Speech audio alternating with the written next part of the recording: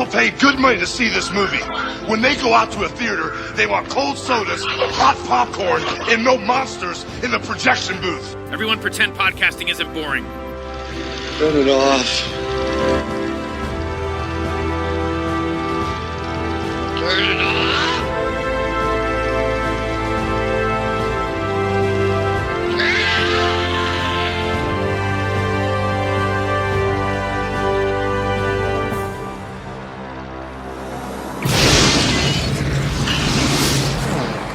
Good morning.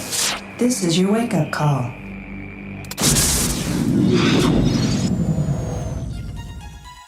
The year is 2021. It is no longer safe to transmit information. Phones, computers, and satellites are all vulnerable.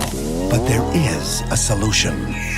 Your storage capacity? I can carry nearly 80 gigs of data in my head. Input the data into the brain of a human courier, like Johnny Mnemonic. Hit me.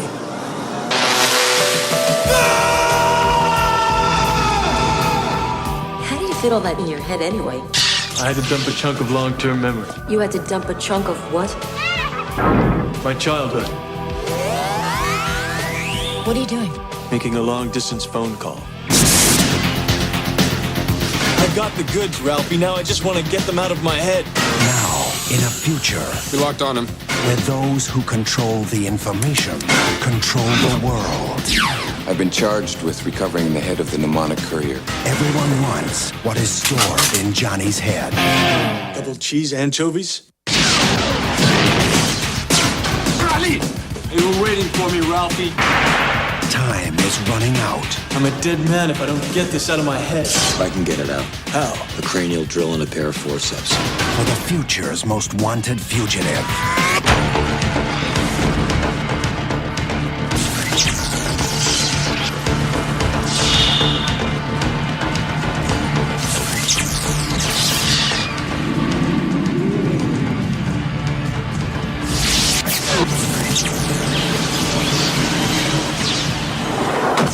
Keanu Reeves. You can't shoot me. Not in the head. Johnny Mnemonic.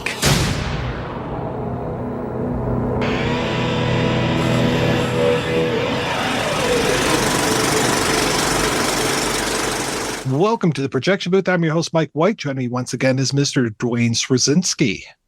Hey, Mike, thanks for having me. I'm thrilled to be here for Sci-Fi July. This is exciting. Also back in the booth is Ms. Dahlia Schweitzer. I'm so excited to be here. We conclude Sci-Fi July with a look at Robert Longo's Johnny Mnemonic. Released in 1995, the film was based on a story and adapted by William Gibson and stars Keanu Reeves as the titular Mr. Mnemonic, a data courier with an implant in his cranium.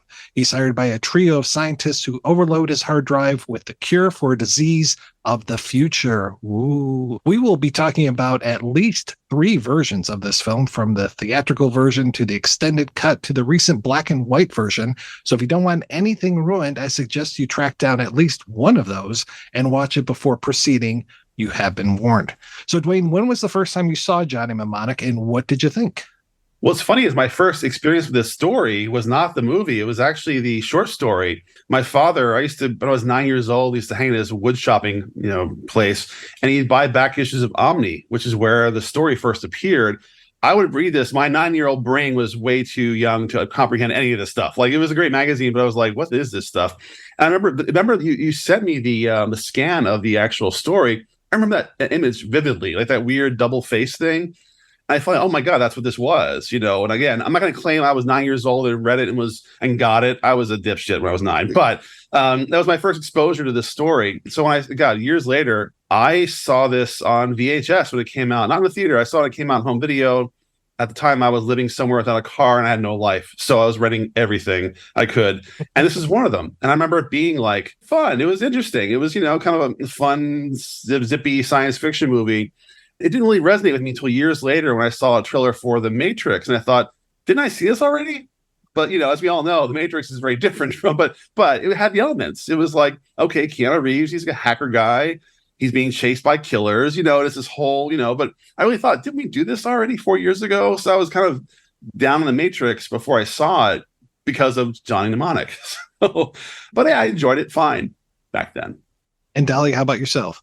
Johnny Mnemonic is one of those movies that it kind of feels like it's always had a place in my subconscious. Like I can't remember the first time that I watched it. I just kind of always remember having seen it. I'm guessing I probably saw it in college, maybe not that long after it came out. Like it feels like it's from that cultural moment of, the mid 1990s where there were just kind of, all these different movies, 12 Monkeys, Safe, Todd Haynes is Safe, this sort of like dystopic kind of moment. And then, as you know, I'm a big Cindy Sherman fan, and Robert Longo was her partner for a long time. And so I'm imagining that I also saw it out of that curiosity. But it's weird because like there's certain movies that I can remember the first time that I saw them. And with this one, I know that I've seen it at least once before rewatching it for this podcast, but I couldn't tell you. It's just kind of like with The Matrix. I don't remember the first time I saw that movie either. I don't remember the first time I saw Blade Runner, but it's kind of like they all just have a spot in the same like file folder in my brain. I remember when this movie came out that I was relentlessly making fun of the title just because who knows what mnemonic means amongst the great unwashed. And I just kept coming up with other titles for this movie instead. Johnny Automatic, Johnny Montana, just like coming up with all of these different things, which is ironic since he was Johnny Utah. But gosh, I guess Keanu's played Johnny quite a few times. John Wick, Johnny Utah. Now he's Johnny Smith or Mnemonic in this one. Just Johnny, Mike. Just Johnny. Who the fuck are you anyway? Johnny. Johnny who? Just Johnny. Is there a mnemonic device in the movie? Not that I know of. No, just that he remembers things. It is a very weird title. Yes. Yeah. Because, I feel like there is no mnemonic device in the movie. So I don't know why. I mean, I meant to read the short story before we recorded, and I did not. But I don't know if in the short story maybe it's more clear. I did. That's not there. I mean, I think it's a clever title as far as meaning like it means how to remember something, but beyond that doesn't really have any relevance in the actual plot of the story. Right. You're right. It's a clever. That's all Gibson, but it doesn't really quite hang with what's happening. I'm just thinking about the movie, and it's like he doesn't really remember anything. I mean, literally, because he doesn't remember his childhood memories because they've been removed from his brain. But then he doesn't have access to the privileged information that's stored in his brain. So I feel like the only thing he remembers is like the access code or whatever to get it out of his brain. The whole point is that he doesn't know what's in his head because it's like separate from him. So again, it's a very strange title. Yeah, it's more like Johnny Flash Drive, right? Yeah, exactly. Johnny Gigabyte. Yeah. Yeah, it's so funny to hear him talk about like, oh yeah, I've got 120 gigabytes in my head. And I'm like, this flash drive right here, this is 40 gigabytes. Yeah. You could fit this in your brain pretty darn easy. And this is one of the things that, I mean, I'm sure we'll talk about it, but I love movies set in the future, which is where we are living now, and so it's kind of fun to see what people in 1995 thought that 2021 was going to look like. And so, of course, in 1995, even just 1 gigabyte felt like a lot of, it was just like, oh my God, that's so much space. What could, because we had like floppy disks. Right. So it's just kind of funny to think that, the movie's full of those sort of funny contradictions where it's like, it's trying to be like super futuristic, but then there's like it's like play it on your VCR. But again, I love the sort of the time capsule-ness of it.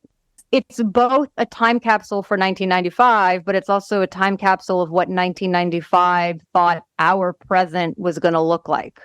Yeah, right. No one predicted the use of high definition screens in the future. Like it's all so low res. That's all cracks me up. All the screens are so like 70s ATM level screens. It's great. No one predicted, oh shit, we'd have great high definition screens in the future, but we wouldn't have, these wild fashions. I mean, honestly, you told me in 1995 what our current year 2023 looked like. I would not predict this. It's all the same. It's the same thing, except for models of cars and technology. That's about it. We're the same. It looks the same, essentially. No, it's been a real bait and switch. I was thinking about, the 30-year anniversary of Office Killer is in 2027. And like 2027 sounds like a fake year. 2023 sounds like a fake year. And like we're living in 2023. And yes, everything, I mean, it's like, we have cell phones and they're smaller. But other than that, it's like, I don't feel like day-to-day life has changed that much. The idea of technology and like the fusion of technology and prosthesis is interesting, because we sort of kind of have that to a certain extent. But even then, it's like we don't have that much virtual reality and we don't have flying cars. And it's like we don't look like Blade Runner. It feels a little bit like a letdown. We're not wearing like, see-through ponchos with bikinis underneath. I mean, fashion comes and goes. It's repeating all the previous 20th century fashions. I mean, we're not really putting great strides aren't being made, for the future. No, we have mom jeans. Right. We're dressing like the 90s again. So after I finally got to see this one, which I probably, like you, Dwayne, saw on VHS, and definitely. I kind of fell in love with this movie. I really have a penchant for cheesy sci-fi movies, and this just fits the bill. And my wife, thank goodness, she also really loves cheesy sci-fi movies. So I've seen this movie, I don't know how many times over the years. And wow, cool. It's one of the mainstays of the house, to the point where she was just like really excited that I was going to be rewatching Johnny Mnemonic last night. And what about Hackers? Because to me, I love Hackers. Yes. This should be like a double feature with Hackers. Oh, yeah. Well, totally. Especially the way, and we're kind of introduced to the movie through Internet 2021, back before this is 1995, like you said, this is before we're throwing around the word internet like crazy. Yeah. And now here it is. This is the visualization of the internet, which is hilarious because we all know it's just a series of tubes. The internet is not something that you just dump something on. It's not a big truck. It's a series of tubes. Right. Yeah, makes it out to be like super cool. But yeah, the whole VR thing is amazing. The VR thing is probably one of my favorite parts of the movie, just to see Keanu opening up all of these things and doing the mimicry of hacking into the system and the fakey hands and everything. And the special effects are just so funny because they're so rudimentary and look like they're right out of like Amazing Stories or something. Just we're right. we're 2 years past Jurassic Park, but it does not look like it. But the production design is amazing. That is just next level. Like So I watched the black and white version, which I feel like I'm taking things out of order, but this was my first time. I don't remember, the black and white just came out. Yes. Right? I don't know how recently it came out, but this was my first time watching it, the new release, the new black and white version. And, I'm still like, we can talk about the differences between the black and white and the one that was originally released, but I wanted to like take a screenshot of it was like every other frame was just the look of it, and he's got like the headset on and like, it's just, everything looks amazing. It really does. Even like the black and white version maybe was, oh my God, this is a Robert Longo film. Okay, now I get it. Like it seemed like he was lost in the theatrical release, but this is like, it was a revelation. I was like, wow. Oh, yeah. This is what he said, it was like, this is Alphaville meets Blade Runner. This is so cool looking. Every frame is, you're right. Every other frame is like, I'd put that on my wall. I love that. That's a great, those images. It's funny. It's lost when it's in color. It's lost when it's in like, you can't see through the kind of the gloss of mid-90s Hollywood. It's kind of hard to see. I think you're right. The Alphaville Blade Runner fusion is much more obvious with the black and white. And I'm still not sure that he had I think it could have worked with the muted tones of Blade Runner. Mm-hmm. But if I had to choose between what was released in 95 and the black and white is better. I still missed a little bit of the color, but you get the neo-noir style really hits you over the head with the black and white. Yeah. Which I think is what he wanted. The color version reminds me of things like Judge Dredd or Demolition Man, where it's kind of more candy colored. Right. And it's a little bit more in your face, which I think is what the studio was probably going for. It feels much more like it's a comic book. Oh, that's totally what they wanted. They wanted, speed meets computers. very Wired, circa 1993, 94. I mean, that whole it was a whole explosion of the world discovers the internet, or back it was called cyberspace, back then. You're right, the word internet really wasn't commonly used until later.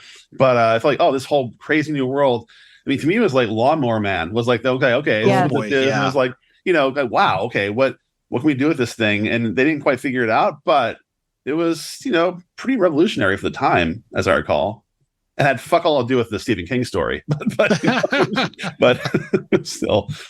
Well, and Gibson did a great job of adapting his own story. I mean, it's just like a little bit of the bare bones here and there, but he took it into some very interesting places. And I'm not sure how much of that was him, how much was being, impressed upon them by the studio, but I definitely saw a lot of his ideas in here and just saw the ability for him to take, I listened to the story, and the story altogether took 45 minutes to do. And this just takes that and explodes it out into so many different areas. And I thought he did a great job with it. Gibson's style is very impressive because it's very hard-boiled. It's like a fusion of hard-boiled noir with science fiction, but you can't speed read it because you'll miss something very important. Every line has all these things kind of baked into it. You have to slow down, understand what he's talking about. It's, oh my God, this is a really cool concept. He's done 2 or 3 words. Even what's he called, the monomolecular, the strand of the kind of the razor wire that cuts through flesh, and bone. It's 3 or 4 words in the story, but it's oh God, okay, that's cool. I mean, he has a knack for that. I'm a speed reader, so Gibson to me sometimes is I miss so much the first read. Wait, slow down, Dwayne, go back and read this thing, and really appreciate what he's doing there. And it's funny, translating from the story, it feels so fresh and wild. When it reaches the screen, not so much sometimes. It's funny, it loses something. I'm not sure what it is. Because your brain is fleshing it out in a cool way that no filmmaker could capture, like the Magnetic Dog Twins, the bodyguards of the Udo Kier character. In the story, it's only a few sentences about them, but they have a whole backstory implied. Whereas in the film, they're kind of comical. They're kind of jokes, they're just goofy, tall, androgynous bodyguards. I don't know. The story kind of makes that feel fresh and really transgressive. Then the film loses that kind of. It makes me really sad when I, was reading about sort of all the drama that Longo was having with the studio and the fighting. And I read Dolph Lundgren had a much larger part, and the studio basically cut it down to, the handful of scenes. He shows up to kill somebody and then, cut. Yeah. But he actually had a story, and there was a scene where he was preaching in his church to an audience of naked women who were all suffering from the nerve attenuation syndrome. And wow. I get the impression that the nerve attenuation syndrome was larger in the original version of the film than it is now, which is also interesting because, I wrote about viruses. And so that's sort of I'm fascinated by viruses and the idea of, I think the movie is very much about bodies and technology, but it's sort of the idea is that the NAS, as I understand it, comes from exposure to too much technology, which of course also has profound implications for the way we live in 2023, but this idea of the dynamic between the physical body and then technology and sort of how the two were really not compatible is sort of this whole theme. And it just makes me sad because I wish I could have seen the original version of this movie. Mm-hmm. Yeah, I wish I could have seen the original $1.5 million black and white, ultra low budget version of this that Longo had in mind. It sounded seeing the black and white version made me think, oh, that's what he's going for. That would have been so goddamn cool. I think all the missteps you see in this movie are all about Hollywood interference. We need a love interest. We need Keanu has to punch harder, not Jane the assassin. It's all this sort of, every executive has their own little checklist of things. Oh, we need this, this, this, and this.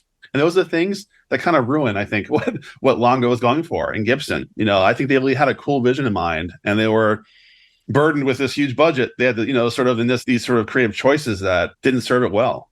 He even had a different soundtrack that he wanted to use. There was a band that he wanted to use, and the studio said no, they wanted more traditional action. I feel like he really wanted to make a completely different movie. Yeah. It's funny. I wasn't really familiar with Longo's work before seeing this movie again and kind of diving into his work. And I saw your interview, Mike, which we'll be hearing later in this podcast. Just amazing. This guy has just an amazing career. all the ingredients were there for a spectacular science fiction movie that would feel so fresh and different. But I think it was not, allowed to be. He never made another movie, right? As far as I know, no, just shorts.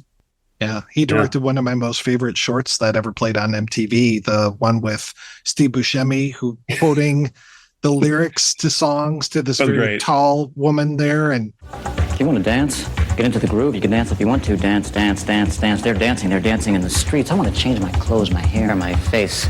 Dancing in the dark. It's a disco inferno in here. Hey, let's twist and shout like we did last summer. Shake it to the left, shake it to the right. I want to dance with somebody. Do you think I'm sexy? I want your sex and drugs and rock and roll. Boom, boom, boom. Let's go back to my room. When I get this feeling, it's like sexual healing. Sexual healing, it's good for you. This place is slamming. Your face is jamming. Let's get to ramming. Is this love? I want to know what love is. Tell me. Who do you love? I think we're alone now. Come on, baby. Shake your love. Love is all you need. Be my baby. You're so emotional. Shamo. Who's bad? Beat it. I still quote from that stupid short all the time. I haven't seen it. Is it online? It is online. It's on Vimeo. I'll send you a link for it, and I'll definitely be posting that with this episode. Yeah, that was great. I forgot about that until you mentioned it in your interview. I searched for it. I'm like, oh my god, I remember this totally. That bumper MTV would run. They've run some great creative bumpers. Like they would do some weird shit, which I loved about MTV back in the late '80s, early '90s. There's no reason for it, but it just was there. It was great. It's funny because some of the computer animation in Johnny Mnemonic reminded me of some of the Liquid TV stuff that they were doing on MTV. And I was like, oh yeah, this is some pretty cool stuff. Like it's kind of cheesy and stuff to look at now, but I kind of like it. I like the longer Keanu Reeves with the tall head and the tall hair. He looks almost like a pencil with an eraser at the top. And just him there like finding that image at the end, and it's the ghost in the machine, and the way that he's wrestling with it and everything. I'm like, this is kind of cool. Like, I kind of like this. No, it's fun. Yeah, that scene of Dolph in front of his church, that was shot, but it was not a bunch of writhing naked women, unfortunately. So it was more people standing with candles. Yeah, sorry to break it to you. No, but I read that there was supposed to be that scene. Yeah. But you're saying that it wasn't that it was edited out. It was that they were not even allowed to shoot it? No, they shot it, but it wasn't. Oh. It wasn't women writhing in there, or just normal people with candles. So I read that in one of the articles that you sent. Okay, there was supposed to be Dolph and naked women. I'll see if I can find it. Okay. But yeah, they shot a version of that scene. Is what I'm trying to say. Yeah. I see. Yeah. Okay. Yeah, Dolph suffers a lot, and we'll talk about this more in the second half of the show. He suffers a lot, and Beat Takeshi suffers a lot as well. And I think that's from a longer version, extended version. And for the longest time, you could only find it from Japan. So it had Japanese subtitles burned into it. And I was like, okay, did they make this just for the Japanese audience? Because Beat Takeshi's much bigger presence over there. It's kind of like that whole thing with Asian characters that show up in Marvel movies, and they have these huge extended parts when you watch the Chinese version. Like, oh, this doctor saves Iron Man's life and then does this and blah, blah, blah. And I think it's Don Cheadle's life. And I'm like, okay, yeah, that's nowhere in this version, but it plays well overseas. That's actually, I loved it. Takeshi's role was great. I wanted more of that. I mean, I really that's a compelling story. Actually, more compelling than any other story we're seeing. It's like he's grieving. He's trying to hold on to his company. It's like it's really a human, but you see glimpses of it in the theatrical version. It's hinted at. He comes off as just kind of an ass, but it's like, it's really compelling if you kind of think about it and like watch some bits of the extended cut that amplify that a bit. There's a scene of him in his daughter's room surrounded by stuffed animals. It's like, oh my God, that's heartbreaking. That's also very Blade Runner-ish too, with the, the toys and the sort of, but it was like, oh, wow, a nice nod, but also an emotional moment that I thought was missing. Want to see that. And I think one of the first times you see him, his daughter is there with him, and then he turns off the holo program. So you realize that she's actually not there. Yeah. So, he has a real arc, like of all the characters. I mean, he's got an arc. Jane's got an arc. Johnny's got an arc. That's about it, really. But all of the side characters, I think, are fantastic. I love the Dolph Lundgren character, even though he's not in it very much. I love Henry Rollins when he shows up. Ice-T is always great. What's that? The Ice-T character. I was agreeing. Oh, yeah. I love the whole idea of these low techs and just I mean, they're very much like those underground dwellers in Demolition Man, but thank goodness we don't have Dennis Leary there to do like one of his stand-up bits while we're doing it.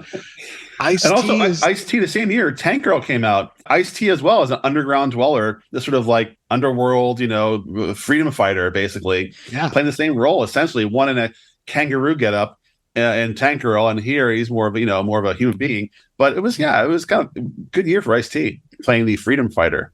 Speaking of the year, I had messaged Mike about this when I was doing the reading for the podcast. And I'm always fascinated by this sort of like synchronicity that happens with movies. Because it's like if a bunch of similar movies are released around the same time, they're not copying each other because it means that they all probably went into pre-production around the same time. And so there was really this moment in 1995 where you get Tank Girl, Strange Days, Hackers, 12 Monkeys, The City of Lost Children, and Johnny Mnemonic. And that all comes out in the same year. I mean, it's like this really crazy, like dystopia, cyberpunk, end of the world, apocalypse, future, like this weird, I don't know. It just really makes you wonder, like, okay, what was happening in 1995? You forgot Judge Dredd too. Judge Dredd was there as well, and that same thing, a future, weird dystopia. It was that same kind of color palette, same kind of feel. Yeah, you're right. Something in the water, right? That they're making all these similar movies. Well, I wonder if it was that we were 4 years away from I hate to say the millennium changing because it didn't actually change till 2001. Right, but yes, we were 4 years away from Y2K basically at this point. Yeah. That's true. And then, I mean, I talk about this in my Going Viral book, that 1995 was a pivotal year for viral movies. And that there is actually like a clear chronology, but 1995 was when Outbreak came out. And you can kind of trace this through line from Richard Preston's article in the New Yorker in 1992. I mean, it's like, because again, I'm fascinated by the way these sort of cultural things happen because they never happen in a vacuum. Yeah. But it's funny that it's almost like in a parallel lane, you have these virus movies where it's like a cyber virus of some kind happening. Yeah, it's just interesting because it's like, okay, what was happening off screen to fuel all these so similar movies? A lot of this is about what's the mirror of what people in 1995 are concerned about and worried about. Mm-hmm. This is a total reflection of that's what science fiction is, right? What the person, the people creating this in the time period, what their concerns are concerned about. And that's viruses, technology running rampant, corporations going amok. I mean, it's all there. It's funny how that's, it's more of a time capsule than it is a forward-thinking, piece of art. It's really a piece of history, oddly. Yeah, it's not to keep referencing Office Killer, but one of the things in Office Killer, which came out 2 years later, the 1990s were when the internet was starting to become a thing, right? And then there was this fear of bodies disappearing. And it's interesting because it's sort of there, you can see parallels to like TV shows like The Outer Limits, which were reflecting fears of television, right? And the idea of television in the home and bringing that specific kind of technology into the home. And now in the 90s, it's a similar kind of fear of technology, but it's about the internet and how is the internet going to change the world? And I think this is why I get really excited about movies, is to see how they reflect, kind of what's in our psyche at that moment. I'm wondering now, we were all freaking out about AI, especially Hollywood writers are freaking out about it. So I'm waiting for the wave of AI movies to come, right? Yep. Just give it a couple years. Right. You're going to see in 2025, I'm sure these AI run amok movies, we'll see a ton of those because we're all freaked out about it. Yeah, we've already had them with 2001. That's true. So it's like, yeah, right. Or that horrible one with Johnny Depp with the Singularity. I can't remember the name of that one, but this one was funny rewatching this last night, and Takeshi, the character Takeshi, played by Beat Takahashi. There we go. Takahashi character played by Beat Takeshi. There we go. His whole puppet thing that he was doing with the white guy with the voice and the face and everything, and he's just moving his hand. I'm just like, okay, I could pretty much do that now. You can go out. I mean, I could go out right now and replace my voice on this podcast with a computer generated Mike White voice. I've taught an AI to listen to my voice enough that it does my voice. I could have an avatar that looks like me or looks like somebody else, and we could start to do this. So it's possible to have these kind of things. It takes a little bit longer. I can't do it on the fly and respond like that, but give it 6 months. Well, all these podcast listeners have no idea. Actually, we're watching Mike. He's on a beach now, sipping a margarita. He's actually not even talking to us. It's his computer talking to the two of us. So it's weird, but it's already taken over. You signed an NDA. Oh, sorry. Sorry, Mike. Whoops. Sorry. Too much behind the scenes. It is remarkable to see because I laugh at some of the graphics and stuff. And then I look at the rest and I'm just like, yeah. Like how important the web is, how important it is to try to find these things. I mean, of course, it's funny that they're sending faxes rather than emails, those kind of things, but they're right there. It's like we are right on the edge of what is coming, even to a point from earlier, as far as the Matrix. Like there are things in the Matrix that are rather quaint, but then there are other things where you're like, that's kind of the way it is. That's the way that we're headed with some of these things. I mean, once Duolingo gets better, it'll just download the language into your brain. I know Kung Fu. It'd be fantastic. That'd be great, actually. I love that. I'd download in a heartbeat. I'd download, like, just being able to speak and read French in a heartbeat. I'm doing it just now. I would pay for that in a heartbeat. Yeah, that's what I loved about that movie, Code 46, where you could pitch a virus that would give you the abilities to do things. And it's like, okay, so that kind of mixes what you're talking about, Talia. Having the virus and the technology be the exact same thing. I mean, the people that caught that virus to learn how to speak Japanese or whatever wouldn't know what they were actually saying. They would just say words and the Japanese would come out. But I love that kind of crossing of that barrier. And this whole movie is so much about the barriers, especially between the flesh and the technology. And that you've got two main characters between Jane and Johnny. And I definitely think they made sure to change. What was her name? Molly Millions in the story. Molly Millions, to change her to Jane so that she kind of matches Johnny a little bit more with those J's, and that they're both damaged goods. She's got the implant, she's got the disease, and then he's got his whole problem going on with his head. So neither one of these people can really walk down the street without one holding the other up. They're constantly trying to revive one person or the other because they're both screwed up.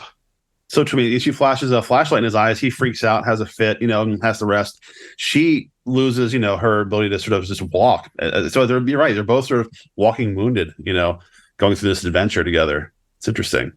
But the story is very different. The story is the narrator, Johnny, is just a courier. She's the badass. They give Keanu the badass stuff in the movie, but that's not the story. I mean, it's Molly Millions is the one who just has all the gear, all the moves, the skill, the training, but you can tell she's damaged, but it's still, very different. I guess, God forbid, we have, a woman being badass, in a 1995 movie. It's just like, okay.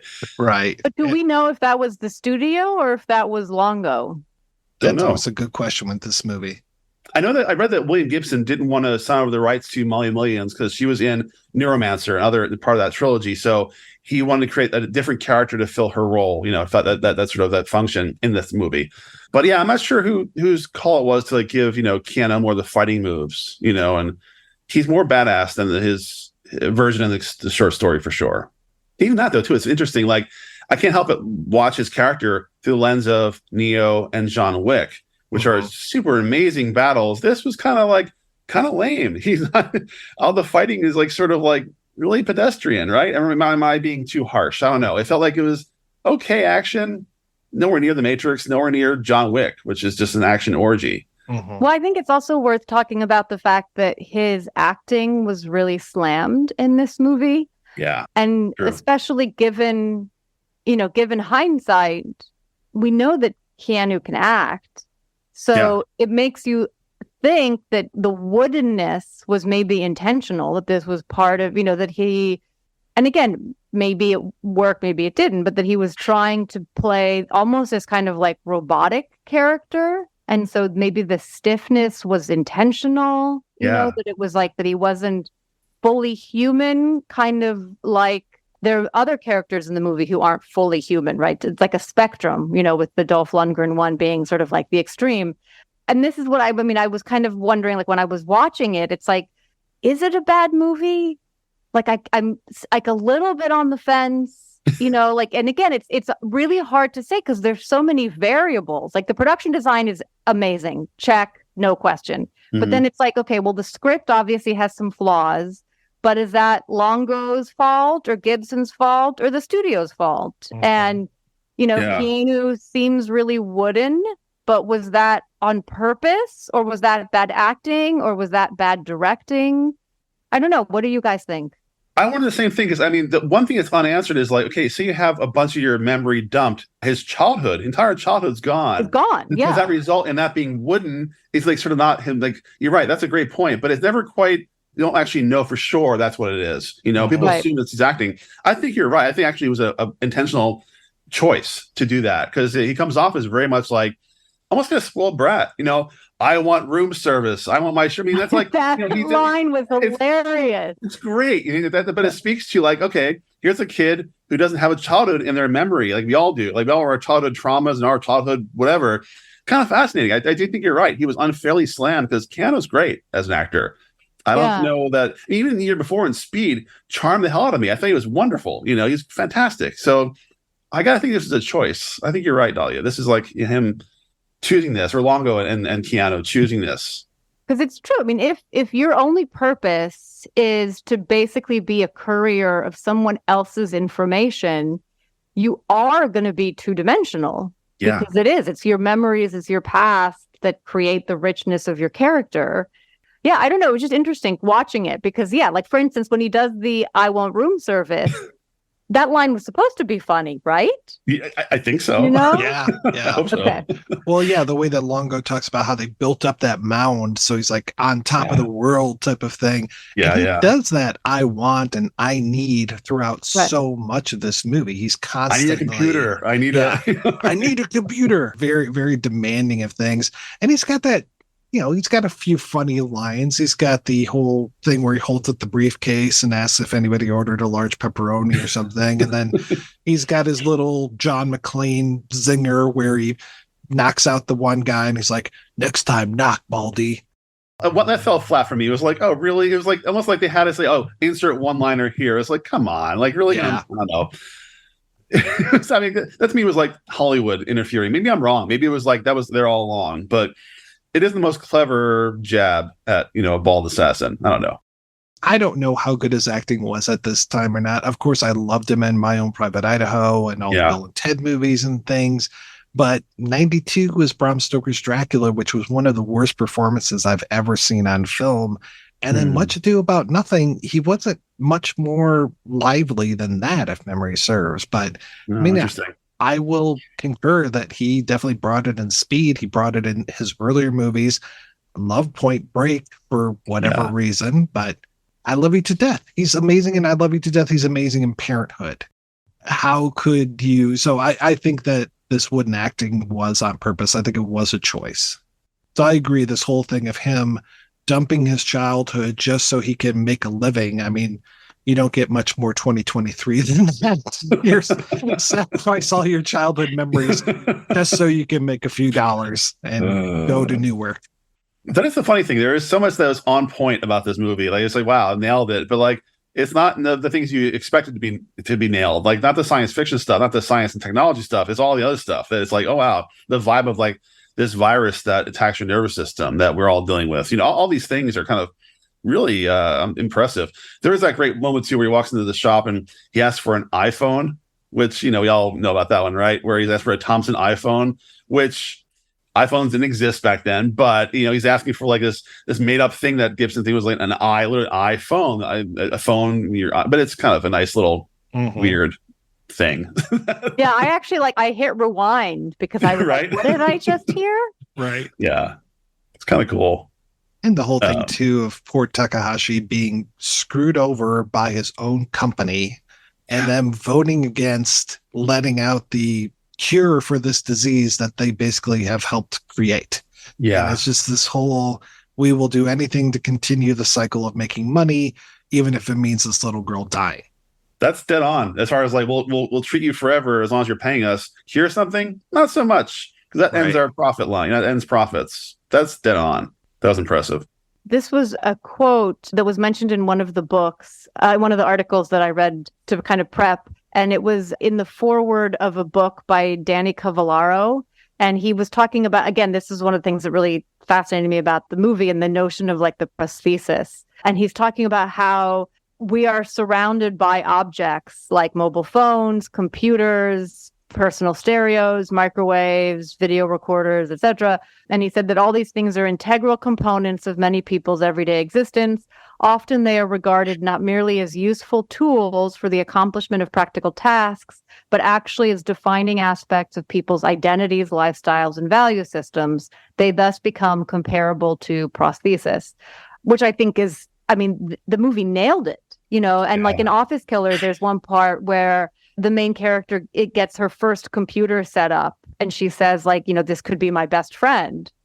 And it's like, you know, it's like this chilling moment because you're like, oh my God, like, you know, my iPhone is my best friend. You know, it's like you don't leave the house without it. It's the first thing you look at in the morning. It's the last thing you look at before you go to bed.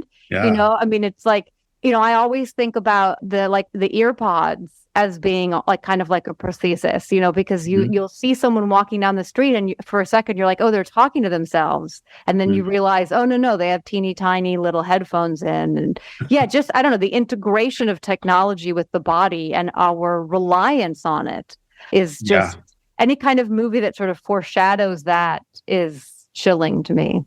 We could all three pull out our phones right now and they would all be personalized. We would have our personalized home screen, probably have a personalized case. Do we have the little pop socket on the back? If so, what is that? You know, everybody has to make their phone their own, which is kind of remarkable to me. Like, because we could all just be carrying around a single black box and that's it. But nope, everybody's got their own different spin to it.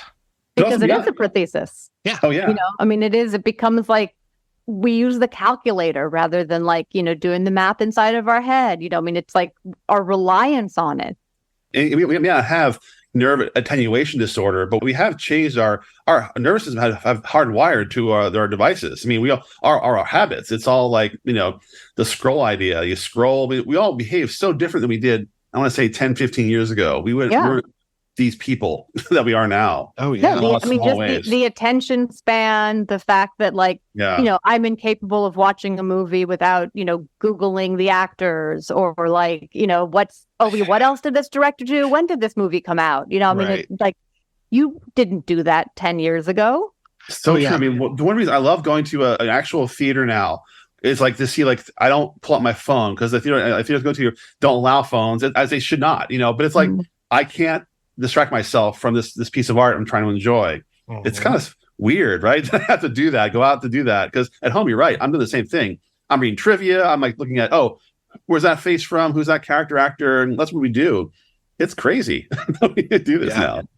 Well, now when we have a question, it's like you Google it rather than look it up someplace. Or you just shout out to the air and go, Alexa, who is this? Or Siri, who is this? You know, like Google, lower the lights in my room. You post on Facebook or Twitter or whatever, you know, like, oh, does anybody know what you know?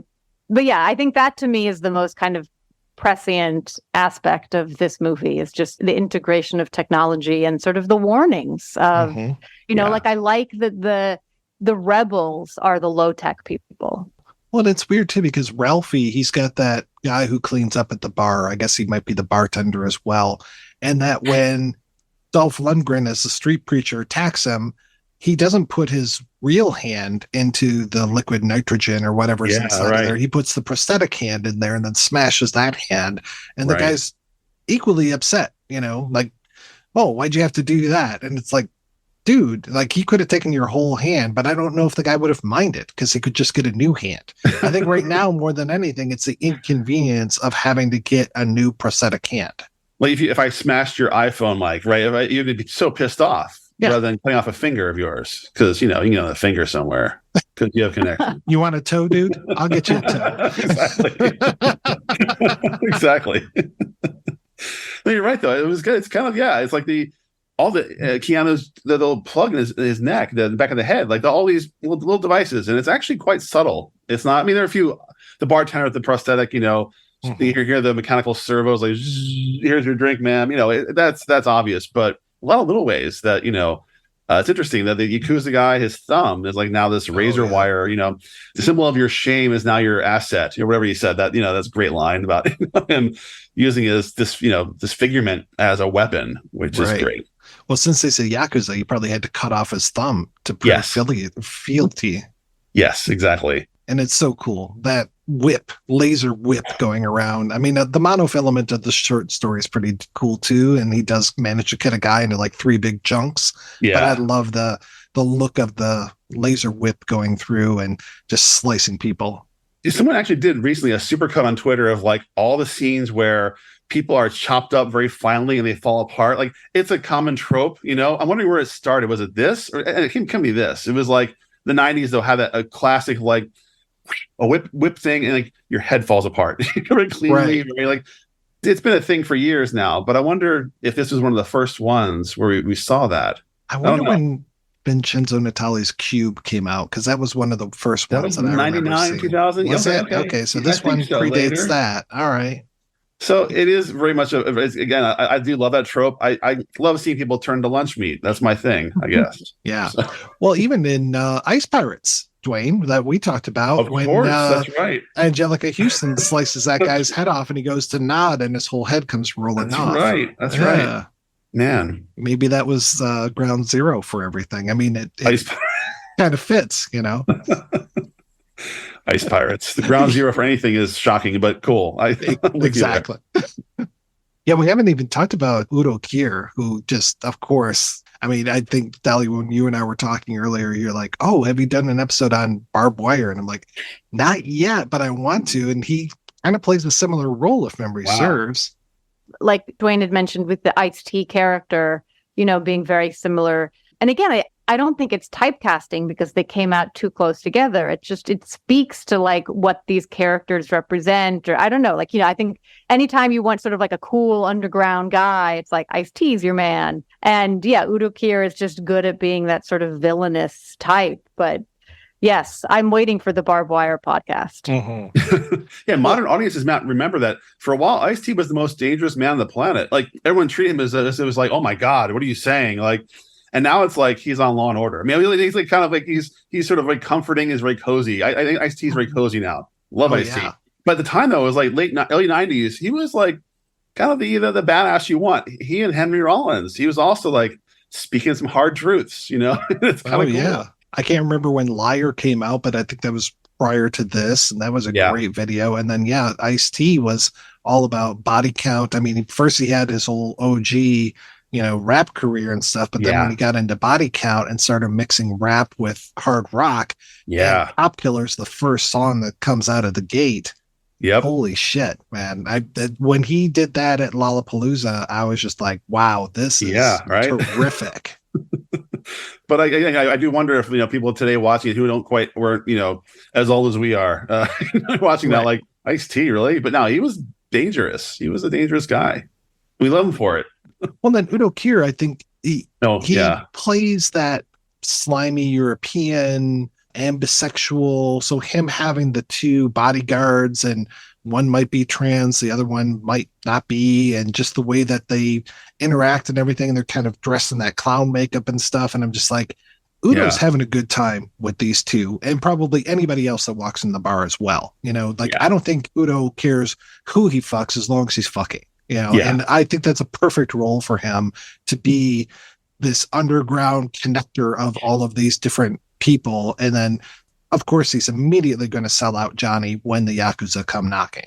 It's funny. His character in the short story, it's the same. It's Ralphie Face is his name in the story. And he has his face modified to look like the last big pop singer who won the, quote, was it the Race Rock Wars? Like, it was a whole thing about, it's implied that in Gibson's world, rock music had a racial battle at some point. And this guy, Christian White, he was an Aryan reggae singer, won. And this character, Ralphie Face, made his face look like this guy. It was just, again, that's why Gibson's stuff is brilliant. It's like he packs in so much. It implies this like oceans of backstory that you barely get, but you can actually feel. Okay, yeah, that sounds right to me. Yeah, I get it. We have that. We have those kind of characters now, who are trading on what have you. But it was So to me, it was like, okay, I don't know how you do that in a film. Like, how do you translate that into a film? I guess the answer is you hire Udo Kier, who's awesome, and slimy and creepy and wonderful. I think if the movie has one big downfall, I think it's the third act. Yeah. I was rewatching the movie again last night, and I was just like, okay, yeah, we're coming up to the end of the movie. They're about to ascend up into heaven, and we're going to talk to Jones, and then we're going to get the stuff out of Johnny's head, save the world, and then we're good. And then I'm like, oh, wait, no. Takahashi has to show up, and he has to get defeated. And then the Yakuza show up. Oh, and then they have to be defeated. Oh, and then the street preacher shows up, and he has to be defeated. And then Takahashi comes back, and I'm just like, my God, guys, what is going on here that you have all of your villains converging on one spot and doing these kind of individual fights? It's like, this doesn't work, I'm like, at one point I said, oh, the street preacher hasn't shown up. And Andrew's like, no, he's been in this movie several times. I'm like, no, I mean, here at the climax, like, we have yet to get to that whole part. And that's going to take a long time because that fight takes a while. Yeah. And it was wild just to see the pacing of that third act and just realize, like, this third act is, I mean, it's a good 30 minutes, maybe even 40 minutes. It's kind of wild. It's long. And Street Preacher, I love the character, and Dolph Lundgren is amazing, but it's pretty redundant. Like, they didn't need him. I think it was just he was shoehorned in there to be Dolph Lundgren, and that's cool. I love just the perversity of it. It's kind of great, but they could have made that character somebody else. Or gotten rid of the was it Shinji, the other assassin. It's just sort of redundant. What's on the cutting room floor? Yeah, it makes you wonder what else was out there, what else they shot, what else didn't get included, because, like I said, there is a lot more Takahashi in the longer version. There's a little bit more Street Preacher. There's a couple other, like, just minor things here and there, but yeah, for the most part, otherwise they run pretty concurrent. But yeah, just it was an odd feeling, and I liked the Street Preacher. It feels like Street Preacher should have almost been his own story. Yeah, like, I hate the idea of doing a side cool or comic book based off of the movie where you take a character and kind of expand their world. But that's what it felt like with Street Preacher. Almost like, to your point from earlier, he is so modified that he should probably be preaching about modification, and just that, the Lord made us one way, but technology makes us better, and just like really embrace that and take that as the way to go. And maybe even, like, rather than his cross being a knife, maybe it's, some sort of electronic device or something, like a laser sword or something. I don't know what it would be, but just pump up that whole idea of him being this modified person. And because you've already got Dolph Lundgren, who's just a monster of a human being, and he looks amazing in this movie. I mean, this is prime time Dolph Lundgren. Yeah. Take that and, like, have him be the anti-Spider, and once Spider's out of the picture, it's like, okay, I'm kind of done with Street Preacher as well. But when he shows up again later, I'm like, oh yeah, I guess he's still out there. I kind of forget he's in the movie sometimes. That's all you mentioned. I'm missing that scene you mentioned where it's like him preaching. I want to see that, preaching to the, his followers who are the people who are suffering from this thing. You want to hear that. Yeah, that was missing. It's kind of sad. Yeah, because he has a whole congregation. You would expect with the name Street Preacher, he would just be out literally on the street doing that whole kind of, the end is coming kind of thing, or, wearing a sandwich board, whatever it is. But it's like, it doesn't feel like they really had a hold on that character as much as they needed to. I was going to say, and I kind of wanted more about the virus. Yeah. Yes. Like, what is, because I think it doesn't really make his motivation very clear. Why is he doing what he's doing, and what is the connection of the virus to it? Like, it just would have been useful to have a little bit more fleshed out. I even feel that it's a little insincere that the low techs are the ones who are spreading the word about the virus, the cure for the virus, because as a low tech, I would think I would be kind of like, screw all those people who have exposed themselves to technology for all these years. We're fine up here in heaven. We don't need to worry about those people down below that are all suffering from this disease. They deserve it. But your point about the third act, it was a very long third act. And I'm so astonished. Most of the movie takes place in Newark. I mean, I love Newark, but like, you imagine kind of a globe-trotting thing, like, oh, they're in Beijing. This is exciting. It's like, oh, we're in Newark. Cool. It's just it's a weird, like, I mean, and also it ripped off part of this is self-plagiarism. The whole bridge thing is from Virtual Light, Gibson's novel. Like the whole idea of a society on an abandoned bridge. That was like Gibson picking from his own book that appeared, not in the story at all. I'm fascinated by that. The idea that they were trying to build this Gibson-esque world, which I love.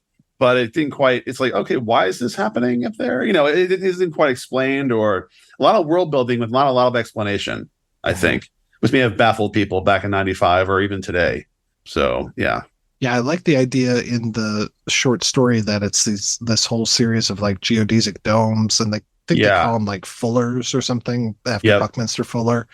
And the idea of the one that they have the big climactic battle in is called like Night City or something like that. Yeah, Night City, and there's the killing floor that's like that, and part of that, yeah. Right, and it's Night City because of all the smoke and everything that has gone up in the air has basically blotted out all of the windows in the place, so it's perpetually dark inside of this city. Yeah. That reminded me a little of something that would come from like a Judge Dredd comic book, not necessarily the movie.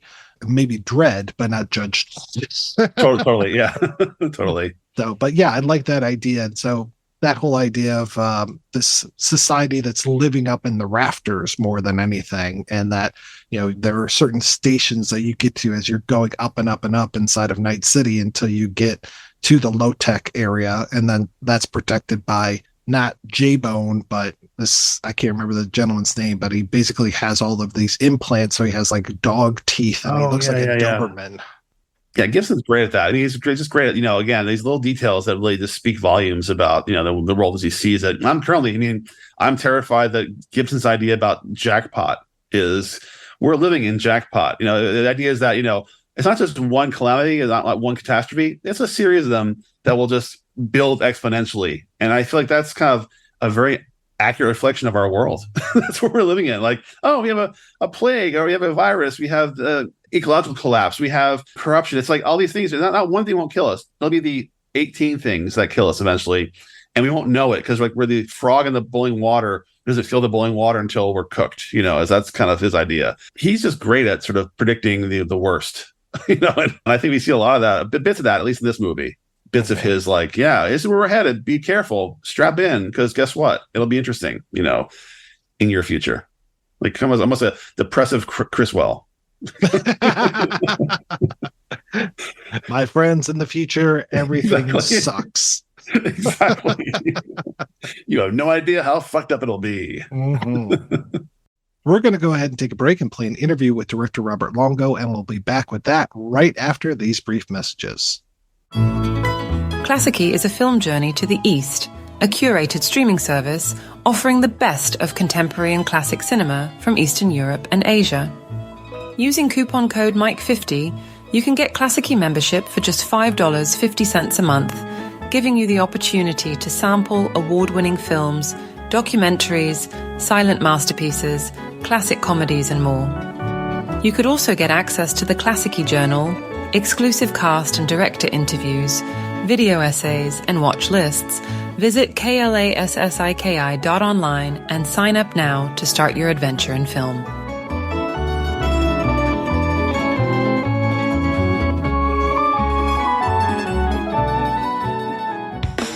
Tuning into Sci-Fi TV. Hey everybody, welcome back. I'm Brent Barrett. I'm Kevin Batchelder. I'm Wendy Hembrock. The Viewer's Guide to Genre Television. Welcome everyone to a special supernatural-focused bonus Hello everyone, and welcome to The Fae Files, a family of podcasts for the genre-loving television viewer. Welcome to Saturday B Movie Reel. Hi everyone, welcome to the study group. Welcome to the top genre characters of all time countdown. And tonight we're going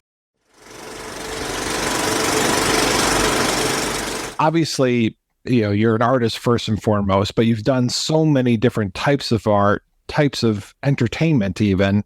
I mean, where do you see that intersection as far as, do movies inspire your art? Does your art inspire movies? I mean, how does that actually happen for you? Cindy and I grew up around the same time. We actually grew up like maybe 10 minutes away from each other. And we both watched this thing it was on Channel 9, a local network. They had a thing called The $1 Million Movie, and it would come on 3 times a week at like 10 o'clock, 4 o'clock, and 7 o'clock. and they would show like the same movie that week. So you could see King Kong 20 times in one day. When you're sick and home as a kid, you watch that. From King Kong, Mighty Joe Young, all the John Ford movies, the Douglas Sirk movies. We both watched these same movies, and I think they really shaped us a lot. Television really shaped us a lot. I mean, I also was a dyslexic, so I didn't really read. So magazines and newspapers, things like that were really important to me. I also grew up in the age of epics, which are like Spartacus and Ten Commandments. All those really epic films that had intermissions in them and things that had music, So, I mean, those epic movies really shaped me for sure. I think they shaped my art as to becoming, I want to make epic art. That was one of the things. Then when I'm Sydney and I moved to New York, the art world that we thought we were moving to, like the conceptual art, things like that, was basically dying. And the white rooms kind of gave way to the dark night of the CBGBs and things like that.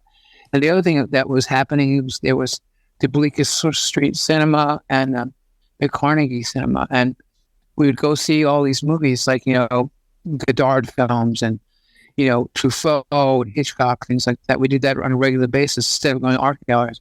And also at the same time, there was a Fassbender Festival, which was quite amazing around that same time. And at the same time, this idea of appropriation was coming into the picture. I mean, I was ripping pictures out of newspapers and making art out of it, but I didn't realize what I was doing so much. And then I was part of this group show called Pictures, and I was really lucky enough to have this writer, Doug Krim, kind of tell me what I was doing, which is interesting to have someone outside of you kind of like look at what you're doing. I think movies had a huge effect on all of us. I mean, we would get up early in the morning, be the first one online to go see Close Encounters or Taxi Driver or things like that, and sit in the front row. And I was ripping off images from newspapers and for movies too, but the piece that kind of launched my career was this piece called American Soldier, which is based off of a still from Fassbender. But so I always had this fantasy, like, wouldn't it be cool if I got to make a movie that I could use my own stills from? So I tried to make a movie called Empire with Eric Bogosian, and that mutated into my art led me to having friendships with lots of different people. One of them to this day is one of my closest friends, Richard Price. And Richard Price wrote a script called Steel Angel for Eric and I, and we could never raise a couple of million dollars to make the movie. And fast forward a couple more years later, and I became friends with William Gibson again through the art connection. I was a fan of his work, and he was a fan of my work, and I really loved reading his stuff. And by this point, I started reading. I got sober, and I needed to have something to go to sleep at night. So I read books, and I remember reading Neuromancer. I thought, this is really fucking cool. And then I remember reading Johnny Mnemonic. I thought, this is really cool.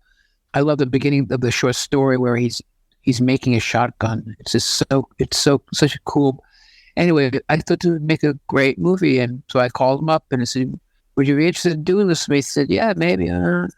Anyway, it's a long story how Johnny was made, but William started working on this first script, and then the art world kind of collapsed, and I was one of the artists got blamed for the 80s, and I moved to Paris for 1980, 89, 88, 89, and in around 1990 or so, my apartment in Paris was in the Marais, and it was around the corner from this club called the Bandouche, and it was a club where when I played in a band, I played there a bunch. Oh, back up a second.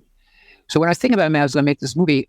I had my background in cinema is a weird combination of watching these $1 million movies and seeing all these epic films, and you combine that with when I was in Buffalo and I started this alternative space Hall Walls.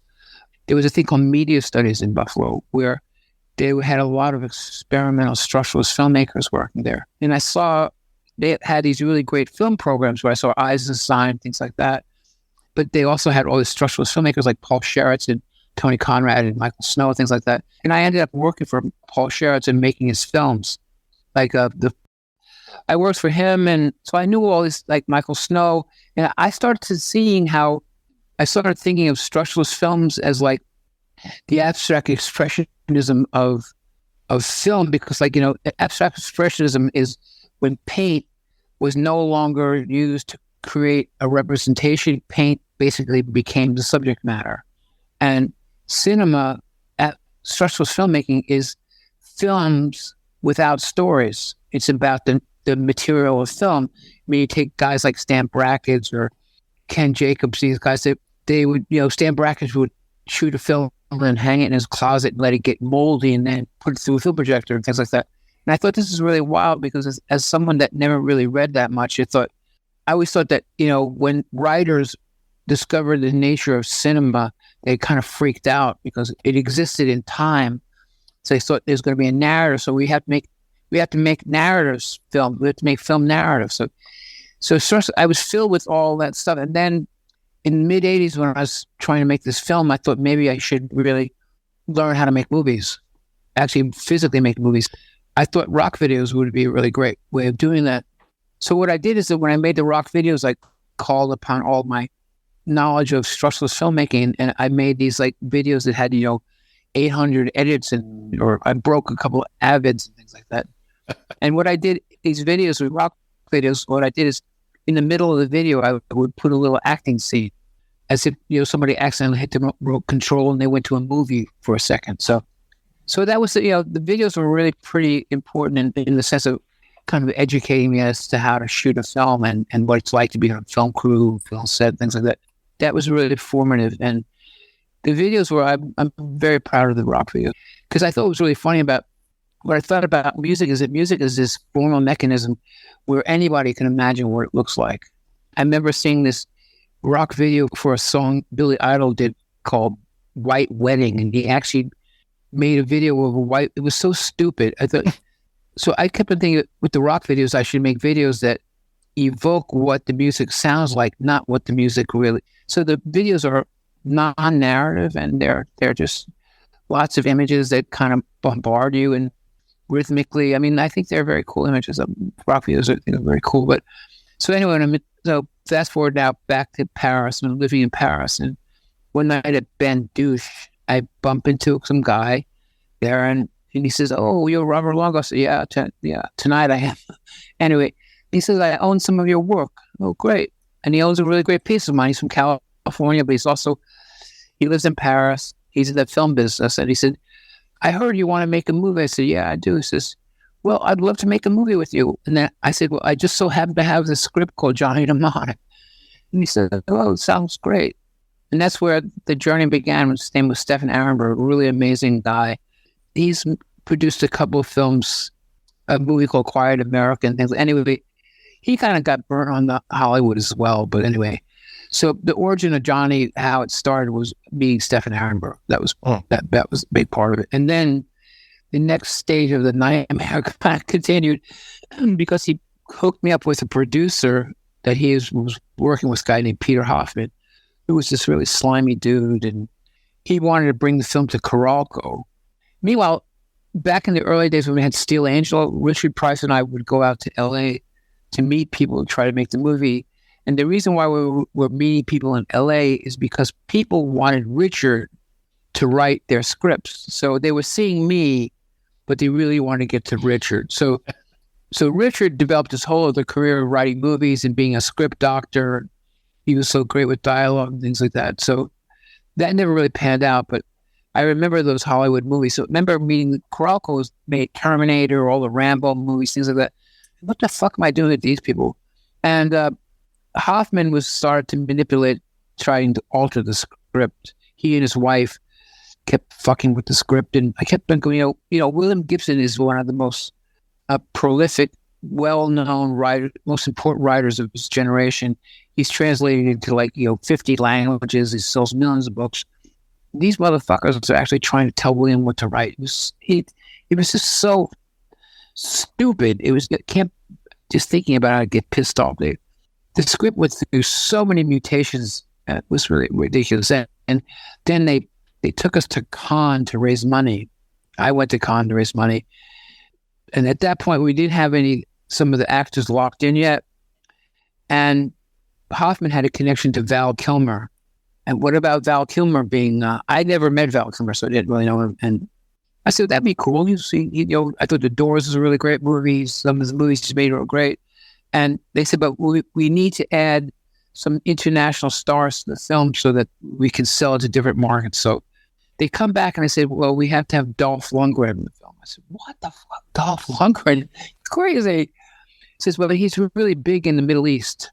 So Dolph Lundgren is in the film. Then the next thing they come back and they says, we need to have this Japanese guy. He's the most popular actor and performer in Japan. His name is Takeshi Kitano, which at that point I didn't know was also an incredible filmmaker of his own. Right. And I said, oh, okay, that's cool with me, but Takeshi really didn't speak any English. And then we had to create these characters for them in the film. That was a whole other thing. So they weren't in the script originally. So they came into the script. And William did an incredibly great job for Dolph. We turned Dolph into this character called Street Preacher, but we had him give sermons in a church. What Tristar cut out of the movie of Dolph is so fucking great. I mean, he was actually really pretty great in it. He went along with everything we asked him to do, and he's such an extremely bizarre character. Meanwhile, Takeshi was only available like a certain amount of days to shoot, so we had to shoot it very specifically, and he didn't speak any English. But he was actually pretty cool, but highly limited in that sense. So anyway, they ended up raising the money, and next thing I know that we had to shoot the movie in Toronto because of tax. Alliance was just starting off as a film company back then. And I can't remember the name of the guy, Robert. Can't remember his name. He was the head of it all. Anyway, we had to shoot the film in Toronto, which was a bit bizarre. My wife at the time, Barbara Sokova, who was like this really great German actress, and I thought this would be really great. She should be in the movie. She's like, she's won every award for acting in Europe as possible. She's only award that she hasn't won is an Oscar. So maybe we should use her. So we put her in the film, and William wrote this incredible part for her. And of course, they cut the shit out of it in the end. And my youngest son was born in Toronto when I was there. We actually was born the night of my first shooting. So I'm running back and forth between the hospital and a set where we had 400 Asians rioting on the street. It was pretty bizarre, but yeah. So it's a bizarre story for sure. And I didn't realize that Hoffman had this plan where he'd hired this second unit director who had been a second unit director on a lot of, I guess, Cameron films and things like that. And he kind of promised him that I would get fired after the first week and he could take over the movie. And meanwhile, we still got word of that. And Keanu and William all said they quit if I got fired, and it got really crazy. And it was a really difficult shoot.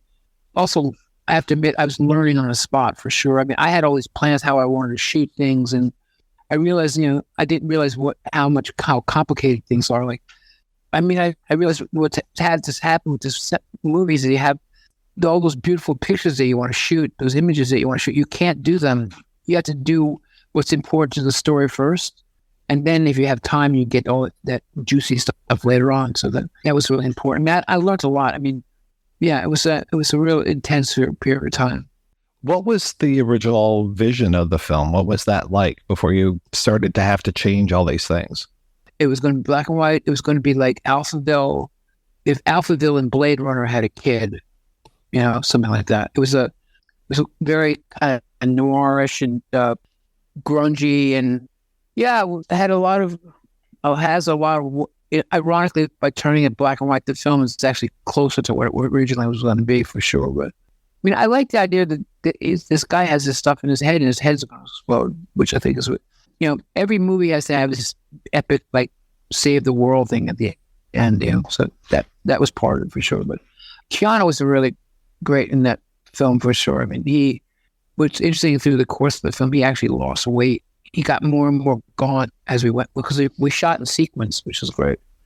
What the movie was going to originally be, I don't know. I mean, it's very close to the black and white version. Is very close to it in a way, right? I mean, I never got a chance to do director's cut. What was ironic about doing this black and white version, it was when I realized that Johnny Mnemonic was set in the year 2021, and it was like the 25th anniversary of the film.